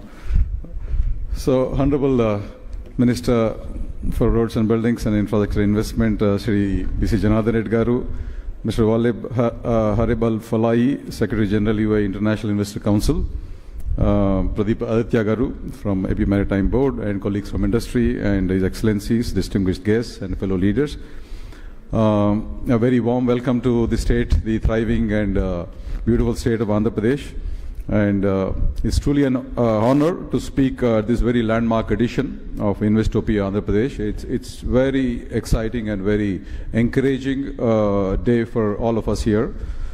And I think this is a platform where ambition meets opportunity, and where the next chapter of UAE-India relations is being written with the Andhra Pradesh accent, I would say. And my heartfelt thanks to Government of Andhra Pradesh, the Ministry of Economy and Tourism, UAE, the Economic Development Board who coordinated all this, CII and Investopia for making this dialogue possible. Now, I wanted to share some experience, seeing the hall packed, even at this hour, with very beaming entrepreneurs and enthusiasts who has been truly looking forward to some great possibilities of partnerships and collaborative joint ventures with UAE. And I was traveling to Vijayawada last evening from Vizag, and I was heartening. It was so heartening to know I met so many of them traveling, to attend this event with great enthusiasm. One of them being a technology company who actually provides software services for Al Arabia. Prospecta Technology is a good friend. Likewise, another solar EPC company called Rockland Energy. He wants to explore the possibilities of expanding to the UAE market. Likewise, agri-tech or a food processing company. So it's truly like, we haven't seen this level of energy for a long time. And with what we have heard in this morning with His Excellencies and the Honorable Chief Minister, it's truly, I think, a new chapter in the beginning of our partnership. And as Honorable Chief Minister had highlighted in his speech, India and UAE today stand as partners not just in trade, but in truly transforming these regions. If you see the synergies, if you see the great vision that both these leaders have set, we the UAE 2031 vision is planned to double the country's GDP from AED 1.49 trillion to AED 3 trillion by 2031. And our Honorable Chief Minister's Swarna Andhra Pradesh 2047 vision is to make the state a $2.4 trillion economy. So this speaks volumes about the common aspirations of these economies. Likewise, the forward society pillar of the UAE vision and the P4, initiative that Honorable CM had shared very passionately is again to demonstrate these shared values. Now, AP's GDP, is growing at about 10.5% consistently, and has been highlighted by the Secretary earlier, Mr. Yuvraj Garu and others. We have very business-friendly policies. We have a very long coastline of almost 1,000 kilometers. and it's truly a gateway to the east for any UAE investments. And the state's 5 ports and the 8,744-kilometer national highways, very ably supported by the Honorable Minister, Mr. Janardhan Reddy Garu, his policies, enhance this trade connectivity. And I believe that this aligns with the UAE's logistics expertise, creating opportunities for investments in many of these industrial corridors and sector-specific industrial parks that the Secretary had earlier highlighted. We could set up exclusive port-based industrial parks in the state to promote investments from and exports to the UAE region. We can also establish reliable organic agri and food supply chains by setting up agri and food procurement and processing facilities in the state with easy access to sea and ports. We have currently 7, couple of airports, but we are now looking forward to having airport in almost every, I think, one airport in every other district, and this can truly bring UAE and with these kind of connectivity developments, UAE and AP can become very close, and I hope Air Arabia will start their flights very soon to our state. And UAE India SIPA Council, targeting $100 billion in trade, offers 90% zero duty exports. So Andhra Pradesh can take full advantage of this, and likewise the IMEC corridor, and especially sectors. Aditya Garu, since you asked me sectors like textiles is one where there's a whole lot of possibilities, and again a lot of employment creation. Agriculture, again pharmaceuticals, we are a big pharma hub here. This can all be benefited from these reduced tariffs. And this can also open up new doors for collaboration. And so therefore it is up to us, all of us, to see how to take the best advantage of this and walk through with the UAE with intent and truly imagination. Now I want to share some of our experience. I run a technology company by name Fluent Grid. We serve clients in the utility, energy and smart city sectors.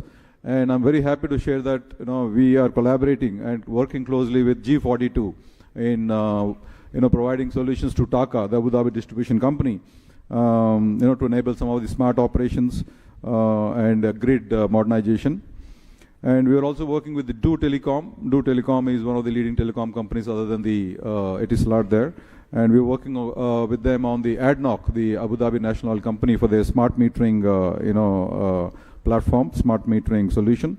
And likewise, we're also pursuing opportunities with DP World in the port infrastructure space. So I think what I wanted to kind of bring out is that, so these are not just isolated engagements.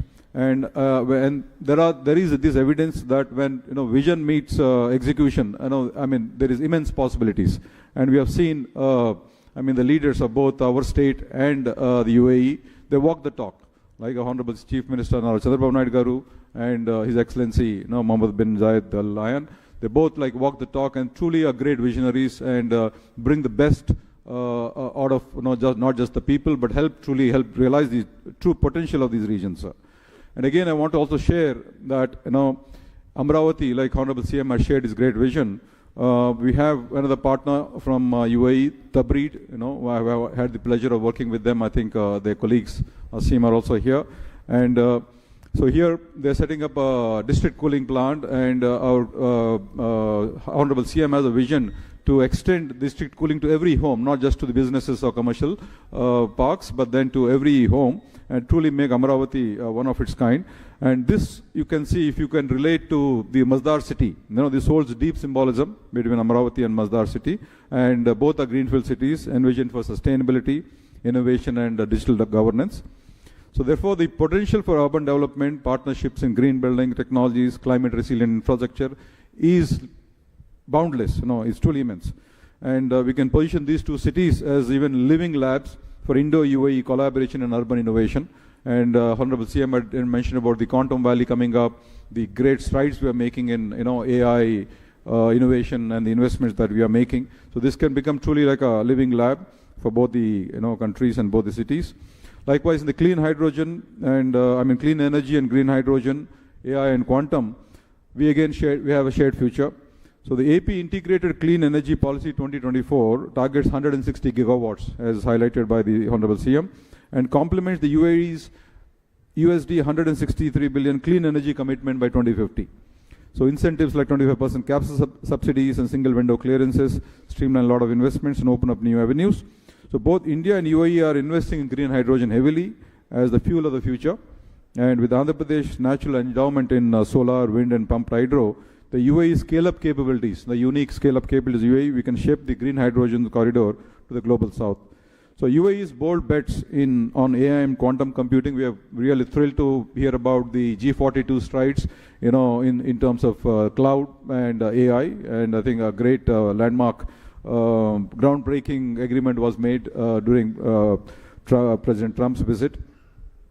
So these are all truly, very elating, and I see a whole lot of synergy between both these regions, and in the areas of AI and quantum computing, then fintech, smart governance. So all these create a very ripe ground, the mindsets, the culture, there's a lot of commonality, and so therefore there's a lot of R&D and deep tech startups that can take up, and especially the digital public infrastructure. And again, after this session, the Honorable Minister Nara Lokesh Garu is going to speak, so he's going to again share some of his insights. And there is this very favorable electronic policy, and our CM has set up a very ambitious target of $100 billion investments into this electronics manufacturing. Likewise, GCCs is another big, great possibility, the global capability centers. So while we welcome UAE investments into Andhra Pradesh, I also want to emphasize on the reverse flow of opportunities into AP. So our MSMEs, this is a great engine of growth for the country, and our startups and mid-sized enterprises are now truly ready to take off and explore UAE as a gateway to the GCC, Africa and Europe. And from IT services and processed foods to marine exports and engineering products, AP's industries are poised to scale globally. And of course, UAE's investor-friendly ecosystem, logistic infrastructure and free zones that has been highlighted by the Under Secretary earlier is really, truly, one of a kind partnership.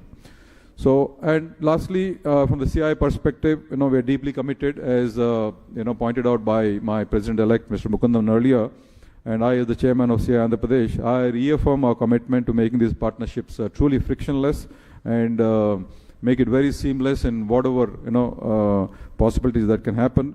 And CI is working closely with the AP Economic Development Board, ministries and international agencies to facilitate B2B and government to business opportunities, and of course the knowledge collaboration just beyond, not just beyond, going beyond the MOUs. So CI drives UAE-India partnership securing $10 billion in FDI commitments in 2024. And Vijayawada UAE Economic Meet exemplifies CI's role in fostering this collaboration. And this credibility assures Mr. Al-Falais of reliable investment facilitation. Thank you, sir. And as a closing thought, I think we have a shared destiny. We have so much things in common, great leadership, great governance, and truly unique advantages. So UAE and Andhra Pradesh are natural allies in many ways, and in this new world order that His Excellency had earlier highlighted, defined by the sustainable development, digital infrastructure, innovation, and collaborative capitalism. So let's not just do business on both sides. So let's build this future together. And thank you very much for this opportunity. Shukran. Jai Hind.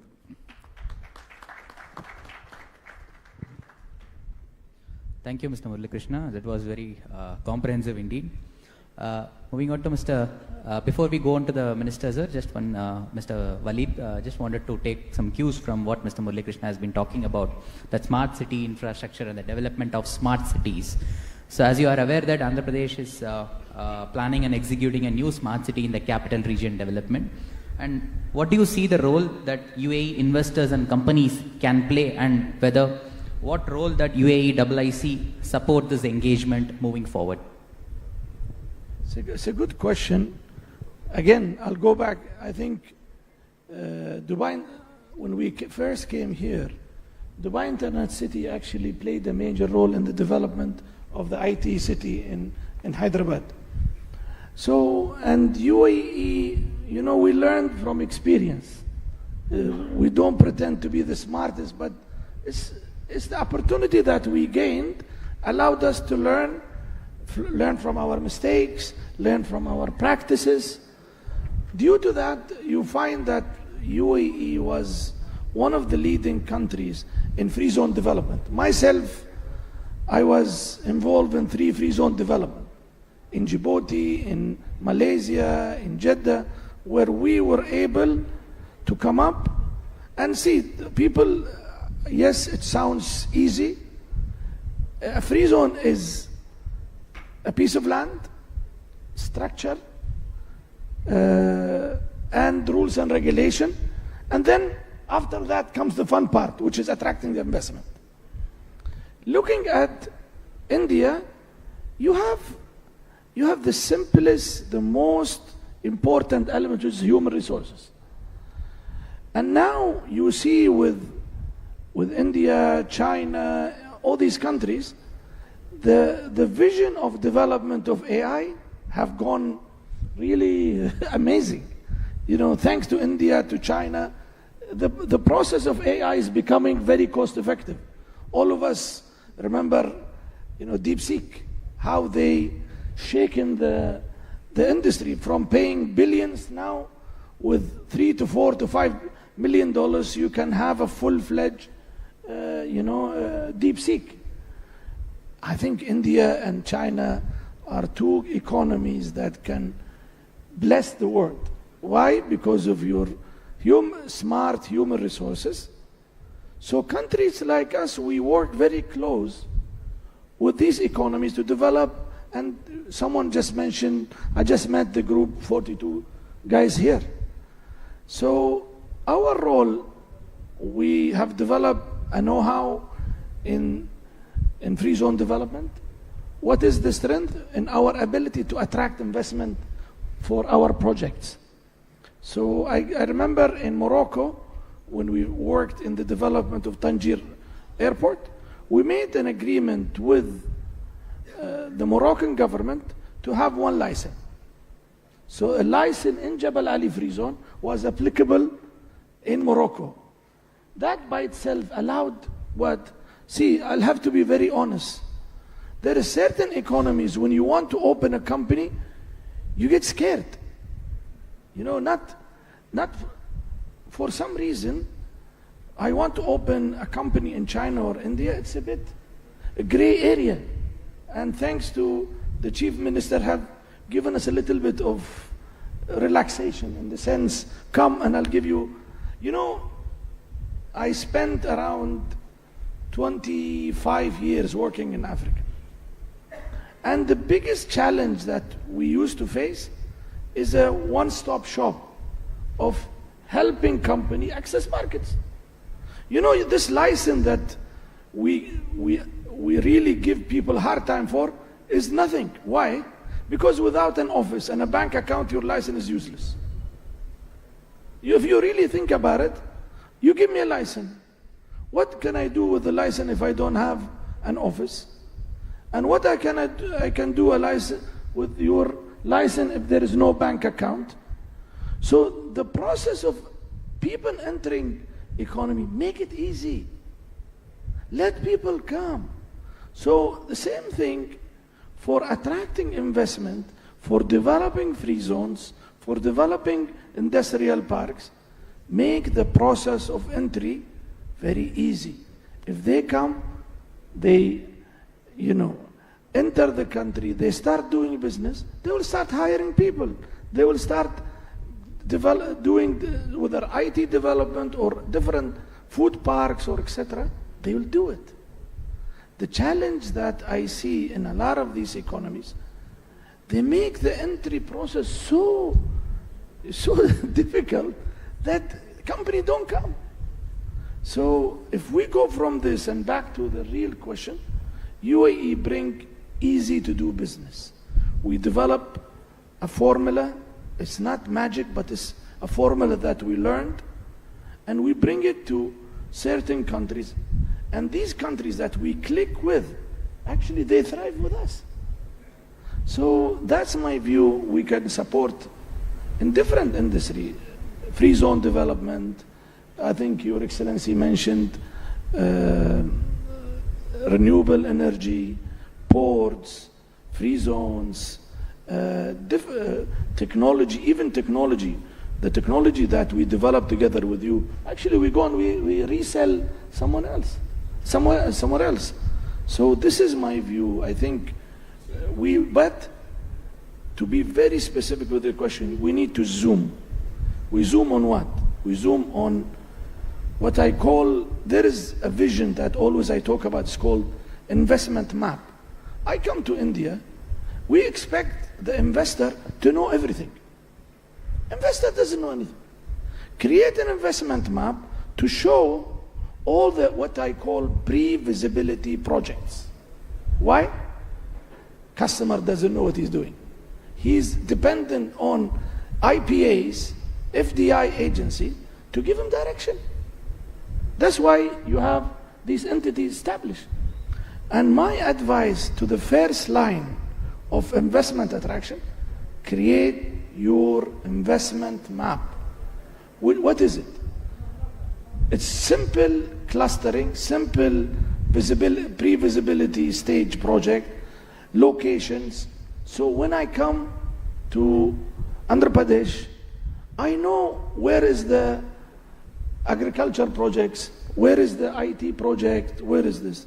That's my simple advice to my brothers. We love you. In UAE, you guys have helped us a lot in building our economies also. You guys contributed. My advice to you, create your investment map. Why? Without this, there's a lot of countries. As an investor, when you come, your radar is India, your radar is China, your radar is Africa. Customers invest where they find it easy to invest, to do business. That's my simple advice. Yeah, taking cues from His Excellency, I think I completely agree with you. We are endowed with, amazing talent here. Technical, in fact, the next gen technology ready, talent available. And this is where I was talking about that we could look at collaborating, like, the new Greenfield City, Amravati, which is coming up. And Masdar is, you truly set, I think, benchmark standards in terms of, not just ease of doing business, but in terms of livability, like the Under Secretary earlier had brought up. The UAE is truly kind of a benchmark or a gold standard for livability in many ways, especially cities like Dubai or Abu Dhabi. So we can, collaborate and learn in many ways. And likewise, India has a very unique challenges. India had also launched this 100 Smart Cities program, and there is a lot of learnings that have come up. So basically, ultimately, a smart city is to improve the livability in the areas of safety, security, traffic, solid waste management, street lighting, and see how, the experience of the citizens are, far better. So one, I completely agree with His Excellency's perspective that ease of doing business, and especially he brings a lot of expertise in creating 3 free zones, and those 3 zones are truly smart cities, I think. So there's a whole lot of expertise that we can gain. And likewise, we also have unique challenges. India's challenges are different, right? You need video analytics for very unique cases like potholes, or maybe a triple riding. People are going on a triple riding. You don't have these use cases, outside. So these are all very unique, which requires again to apply technology like AI or imaging. So we can look at this is where I was talking about creating a living lab in Amravati and collaborating between Masdar City or UAE, Dubai, and the free zones for both businesses as well as the citizens to see how we can create a very livable city in Amravati. And this is and technology is anyway our strength. You know what I did? Basically, instead of me figuring out what you do, I send it to, AI, gave me exactly what you do, what are the opportunities that I can do, work with you. Simple. So I think this is where, Your Excellency, if from the investor's standpoint, there is a whole lot of possibilities that can open up within the smart city. A city is made of every function. Like you have traffic, you have, healthcare, you have education, right? You have utilities, power, water. So you have all these functions. So across these functions, to create a smart city, you need to apply technology, you need to develop new processes, and your expertise, especially in creating cities like Masdar or Dubai or Abu Dhabi, will come very handy in using that expertise in Amravati. And technology is our forte. We have a very good talent, like you brought out. So, and then we have some of these experiences from the 100 smart cities. So both these can... See, starting new city is easier than starting an old city. Yeah, greenfield city is always easy. So Masdar city is also a greenfield city, and Amravati is also a greenfield city. Yeah, you very well. Yeah. Thank you. Thank you. Now I would request the Honorable Minister of Infrastructure and Investments, Government of Andhra Pradesh, Shri B.C. Janardhan Reddy Garu, to give a strategic perspective on enabling cross-border investments from UAE into Andhra Pradesh.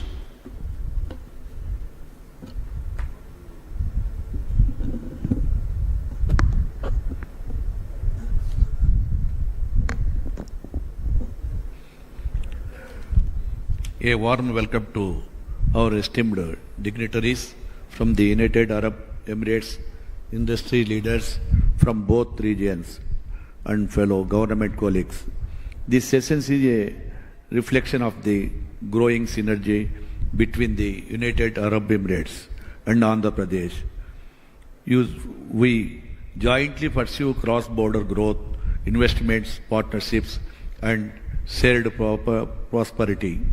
The United Arab Emirates is among India's largest trading and investments partners, and we in Andhra Pradesh are committed to taking this bilateral relationship to the next level at the subnational level.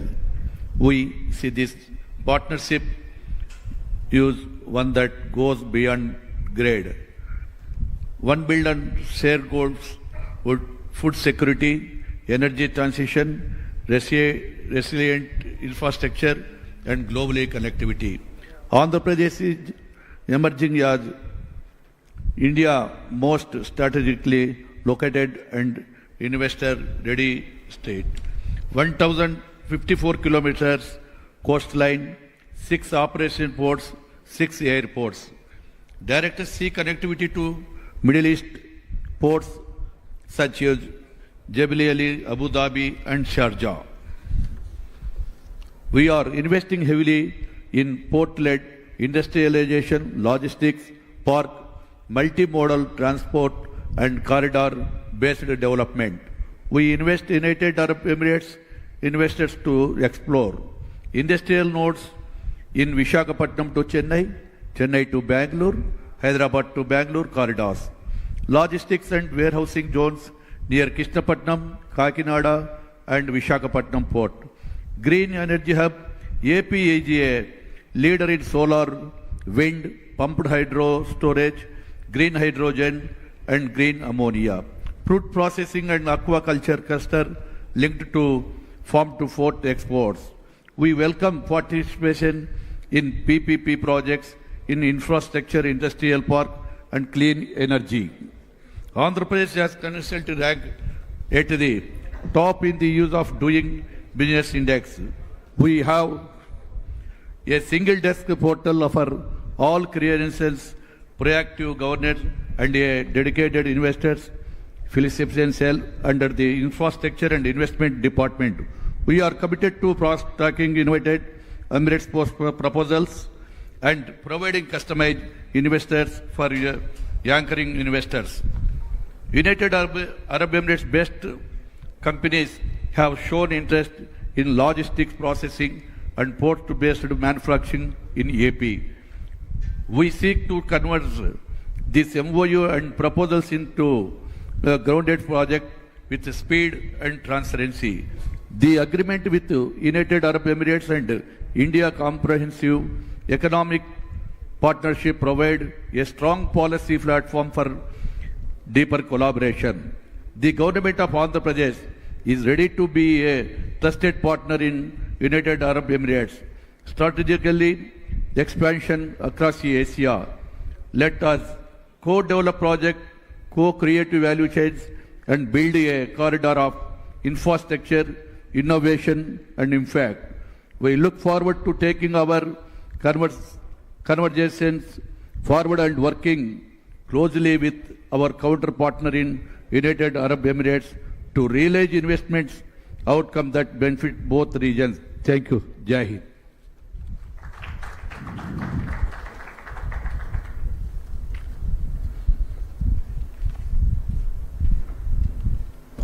Thank you so much, sir.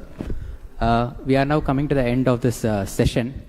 We would thank all the esteemed panelists who were present here for giving their valuable inputs for this session. So we would take major inputs from this session as Mr. Waleed was explaining in very brief details regarding identifying a pre-feasible projects and creating an investment map. As explained by the Honorable Minister, envisaging the vision of the Honorable Chief Minister through collaborations with multiple forums and partnerships with CII, facilitating engagements with the companies. We are in the right track, and I hope in the days to come we would see a lot of engagements moving forward. Thank you so much for all the panelists. Thank you.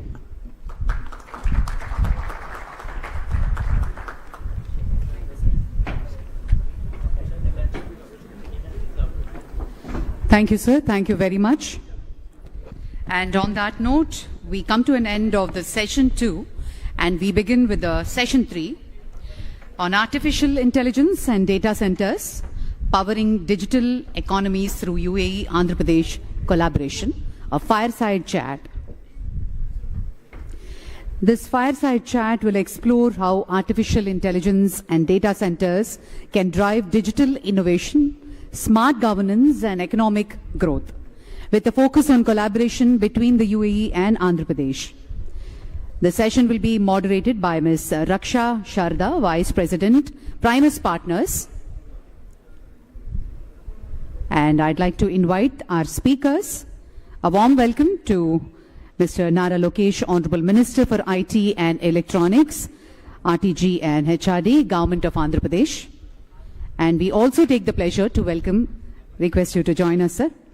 And Mr. Manu Jain, CEO, G42 India.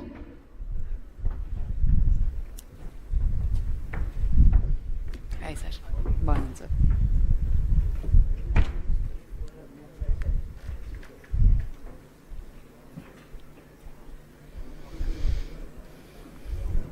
And ladies and gentlemen, artificial intelligence and data centers, powering digital economies through UAE Andhra Pradesh collaboration, fireside chat. I now hand it over to the moderator, Ms. Raksha Sharda.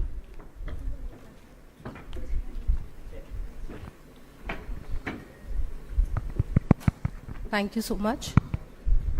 Good afternoon, ladies and gentlemen, esteemed dignitaries and delegation from the UAE. This fireside chat is not only going to be interesting, but quirky. We have two friends who've known each other for years, shared ideas, debates, and probably a few inside jokes too. Each a visionary and a leader in their own sphere of life. I would first like to introduce our first guest, who brings together the energy of youth, the clarity of vision, and a deep-rooted commitment to public service.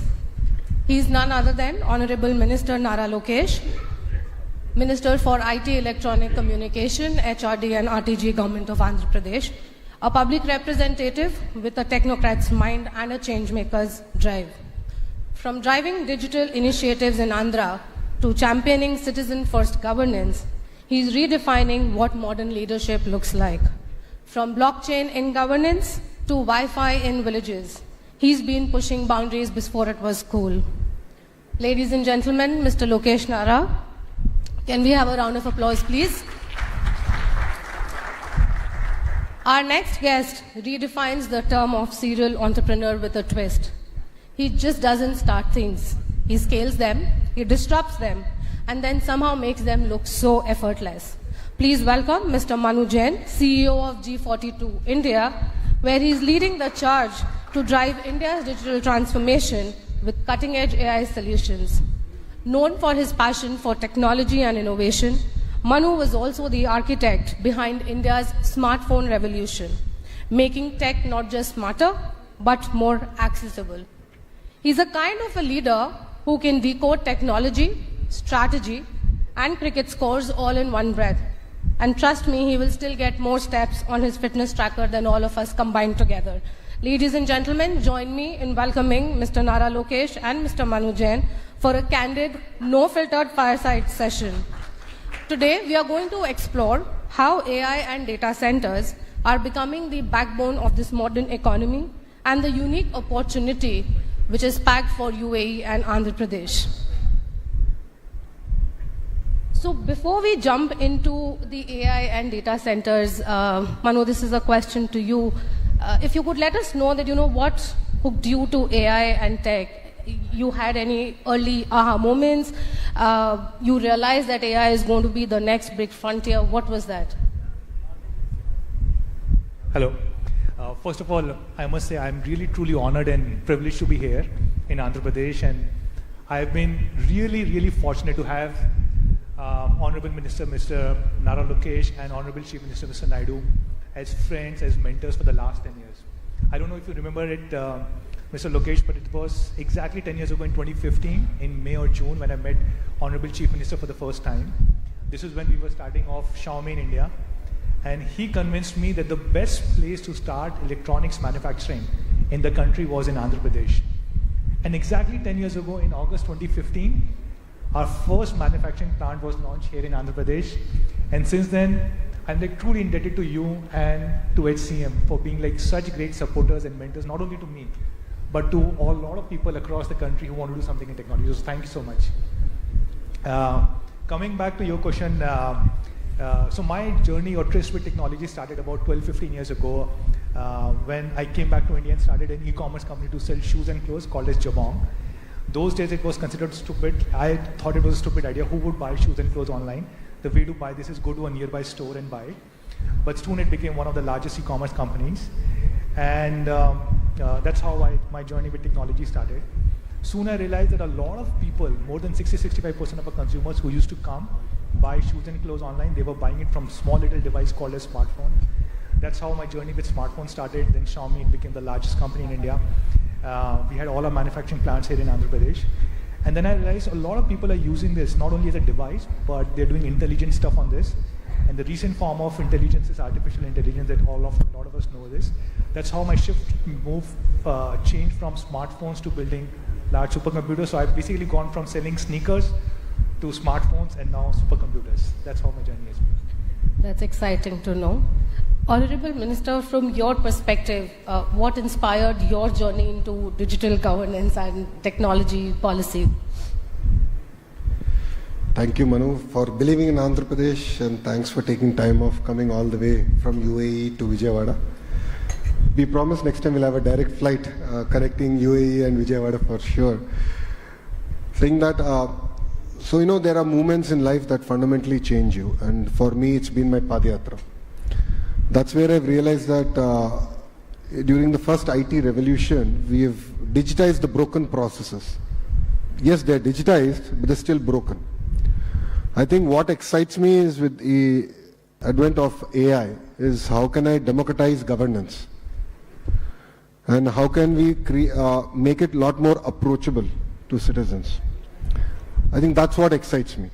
And if you look at Andhra Pradesh, we are one of the very first states to bring close to about 600 services on WhatsApp. We call it Manamitra. I believe it's the step in the right direction, but it's just the beginning. We are now putting together a data lake in the back end, where whether a citizen wants a certificate or not, we are going to have it. So when he or she wants it, it's going to be available. That's the kind of approach that we want to take.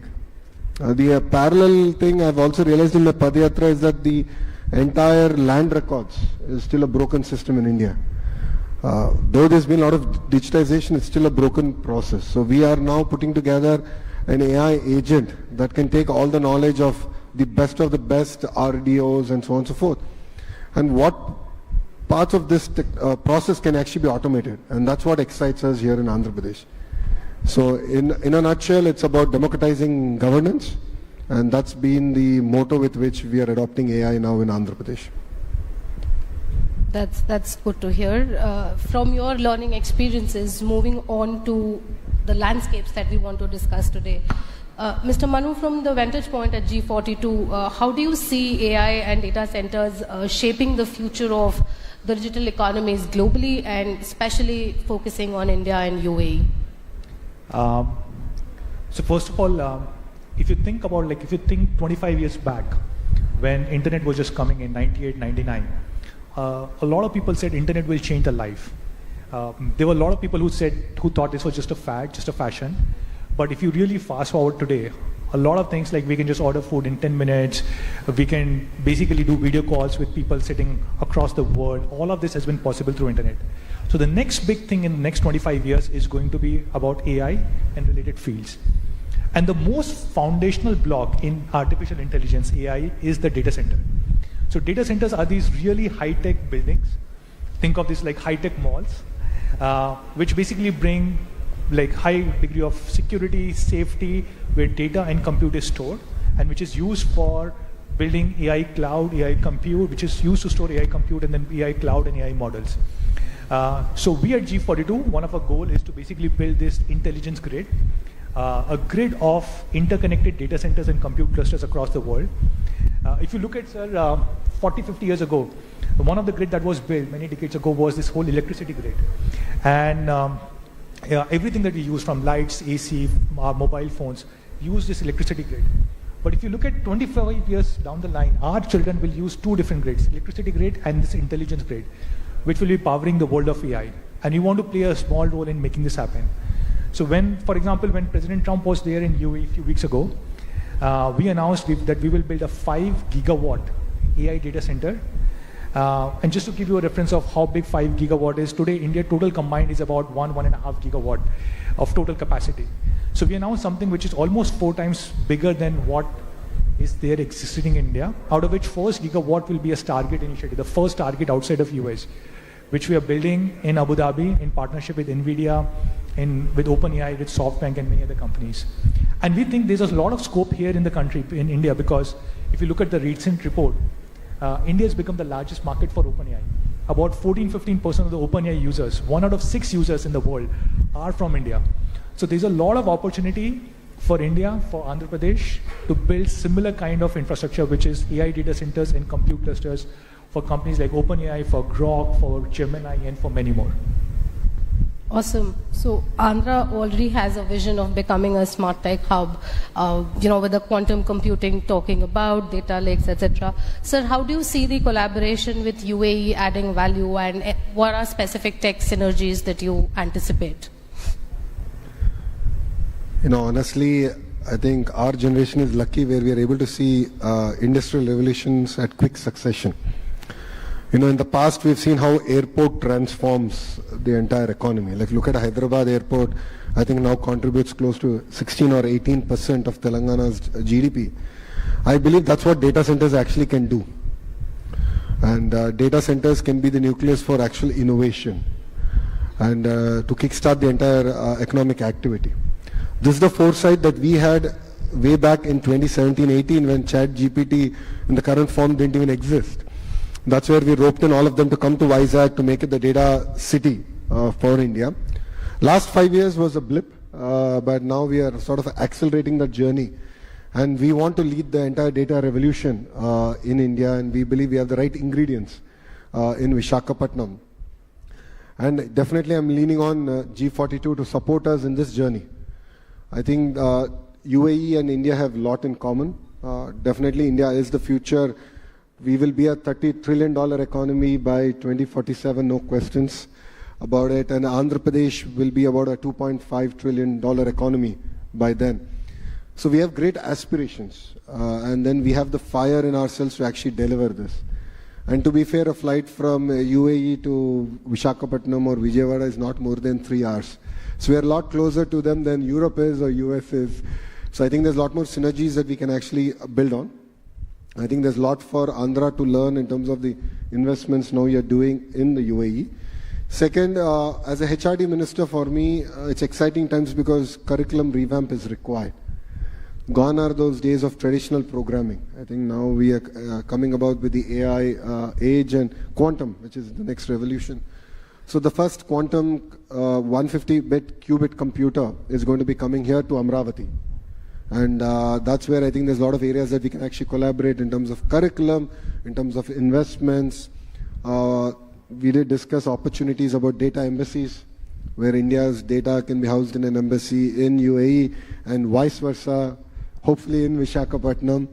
And I think this kind of collaboration at a G2G level, I think is going to be critical for both our countries to sort of now work together and really strengthen our relationships. Great. From the data centers to moving through governance through AI. So, Mr. Manu, AI can power citizen services, improve transparency, drive policies, etc. How is AI reshaping governance models in the UAE, and what lessons probably we could learn and be the first mover advantage, while we are always are? So I was about to say, I think Andhra Pradesh and Mr. Naidu, he's always been at the forefront of this. I don't know if you remember, 2015 was the first time I came to Vijayawada. Those days, the states had just split. Honorable Chief Minister had just announced Amravati as a new capital. And I still remember he took me to this data room, a large data room, in the middle of all paddy fields, like all fields over there. And I was amazed because there were so many computers and screens over there. And every single data point about every citizen, every village, every taluk, every city, every district was being captured over there and monitored over there. I still remember those days I had not seen these kind of war rooms, data rooms, even in large companies, corporates, but I saw it in Andhra Pradesh, in Vijayawada.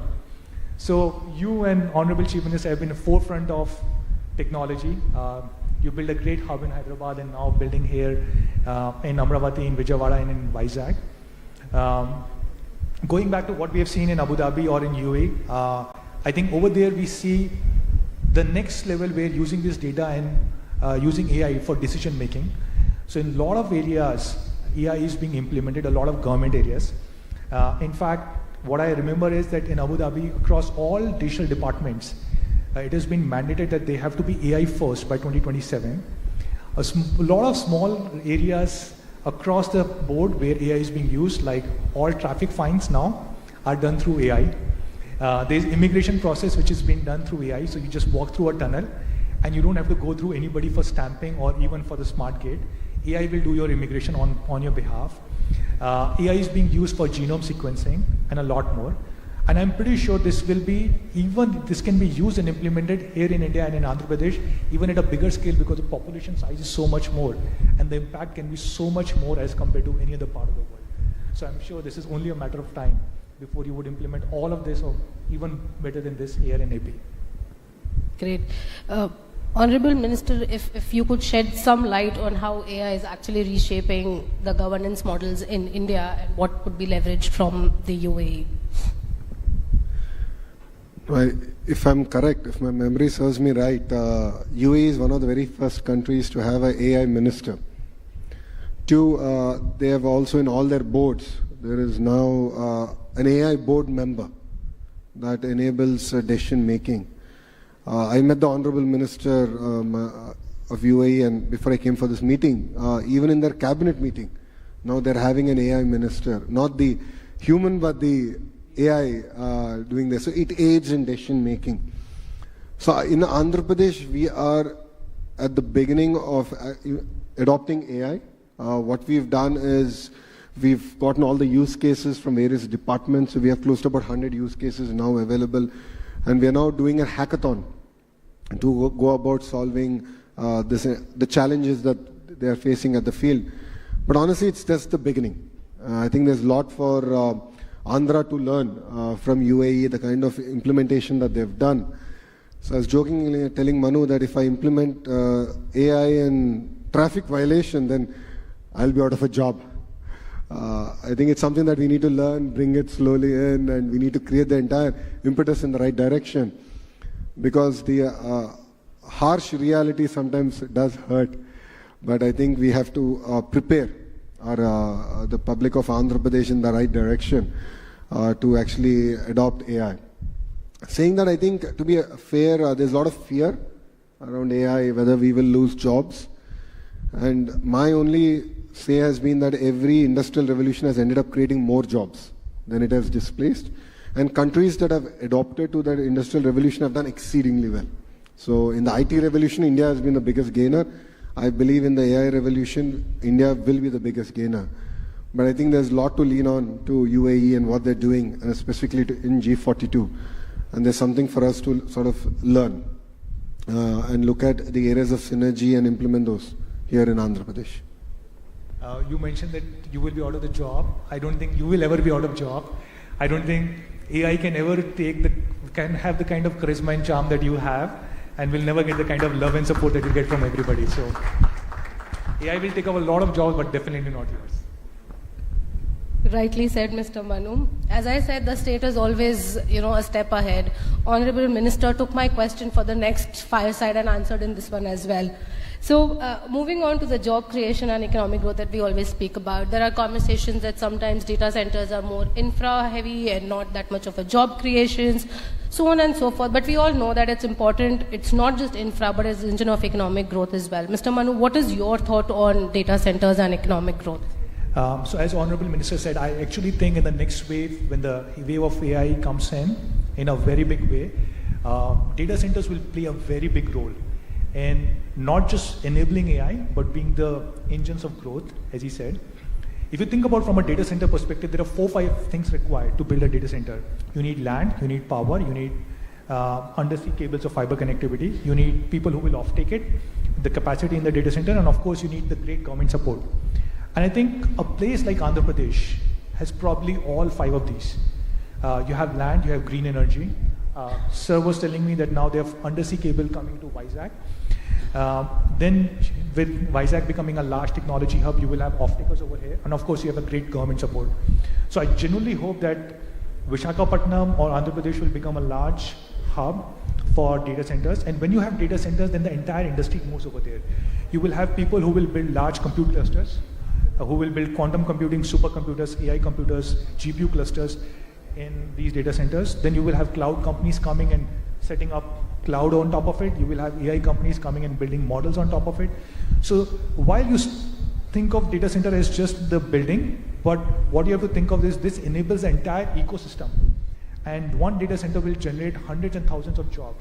Not only people who are working in data center, but all around this, across compute, across cloud, across AI, and those applications built on AI. Great. Sir, given that Andhra is taking a lot of initiatives in AI and data centers, just your thoughts on how are we creating new opportunities for youth skill development, because that's very important, and how do you see such partnerships that we are doing right now would definitely add value to the story that we are building in? See, the biggest challenge that I foresee is that the kind of jobs that will get created in the 5-year horizon are yet to be discovered in AI. We really are yet to understand the kind of transformation that we are up against. So as a government, as the HRD minister, my focus is on can I sort of build my curriculum which is going to be ahead of the curve.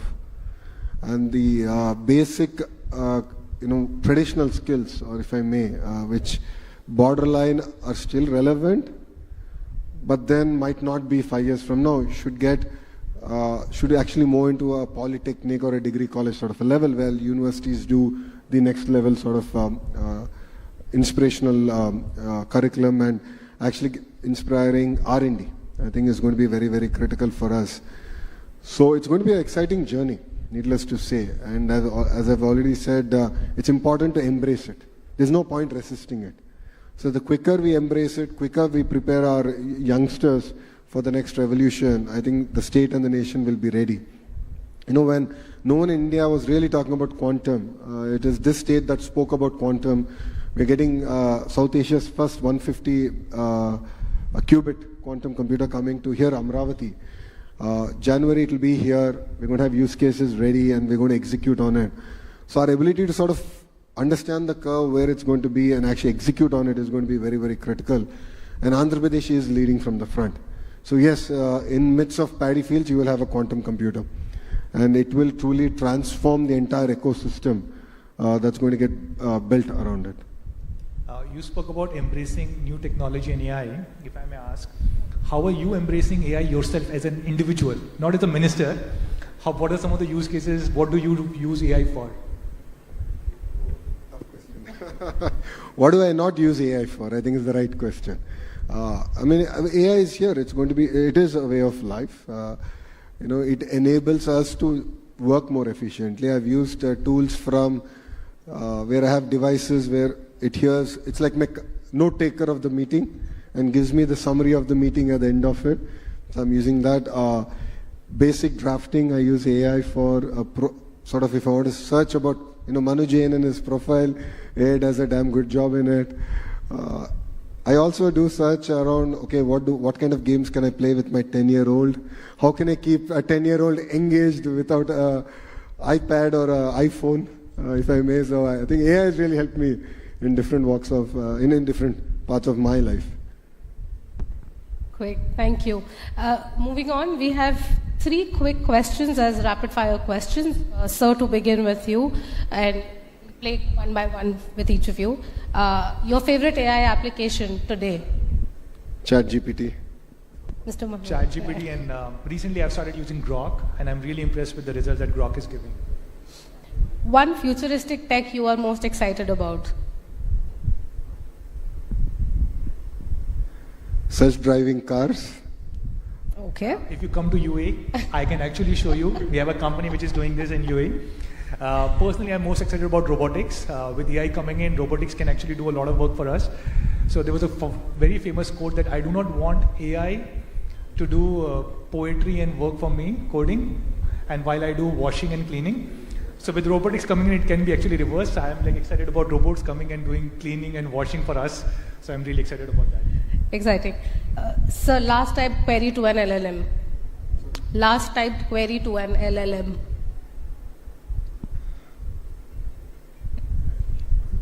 I was drafting automatic WhatsApp reply messages.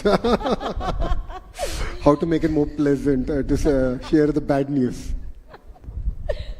For me, I was coming today morning and I realized I've been to Vijayawada so many times over the last 10 years, but I have not been successful in bringing my wife here. So I was asking ChatGPT and Grok, what are the best ways that I can convince my wife to come to Vijayawada next time I'm here? And if I may, what was the response? So there were multiple responses, but I think there were a lot of them were also funny. But 3 I found very useful. First, ChatGPT suggested that I should probably take pictures in front of some of the scenic places or famous places of Vijayawada, especially farmland, and show it to her. Second, I should buy some nice gifts from Vijayawada, which is like local gifts, take it for her. And third, where I need your help, is direct flights from Dubai or Abu Dhabi to Vijayawada. Otherwise, I don't think I can bring her. Thank you so much. This has been amazing and a fascinating conversation that we've had. Today's fireside chat didn't even only give us a glimpse into how data centers and AI is not just the buzzwords, but they're the building blocks for future-ready economies. We heard how Andhra Pradesh is positioning itself as a digital powerhouse, creating jobs, skilling youth, and enabling innovation, and how collaboration with global leaders like UAE can fast-track the vision into reality.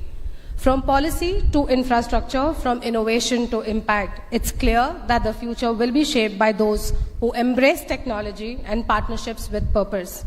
A big thank you to our speakers, Honorable Minister Lokesh Nara and Mr. Manu Jain, for their insights, candor, and vision.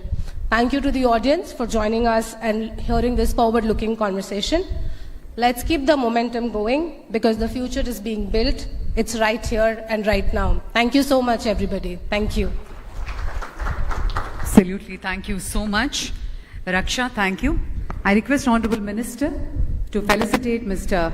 Manu Jain, CEO, G42 India.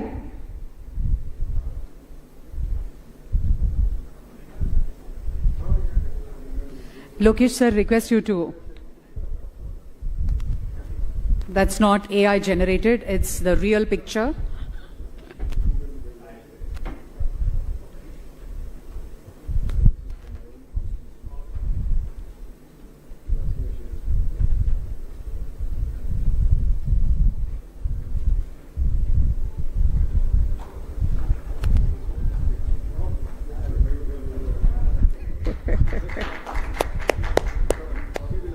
Araku.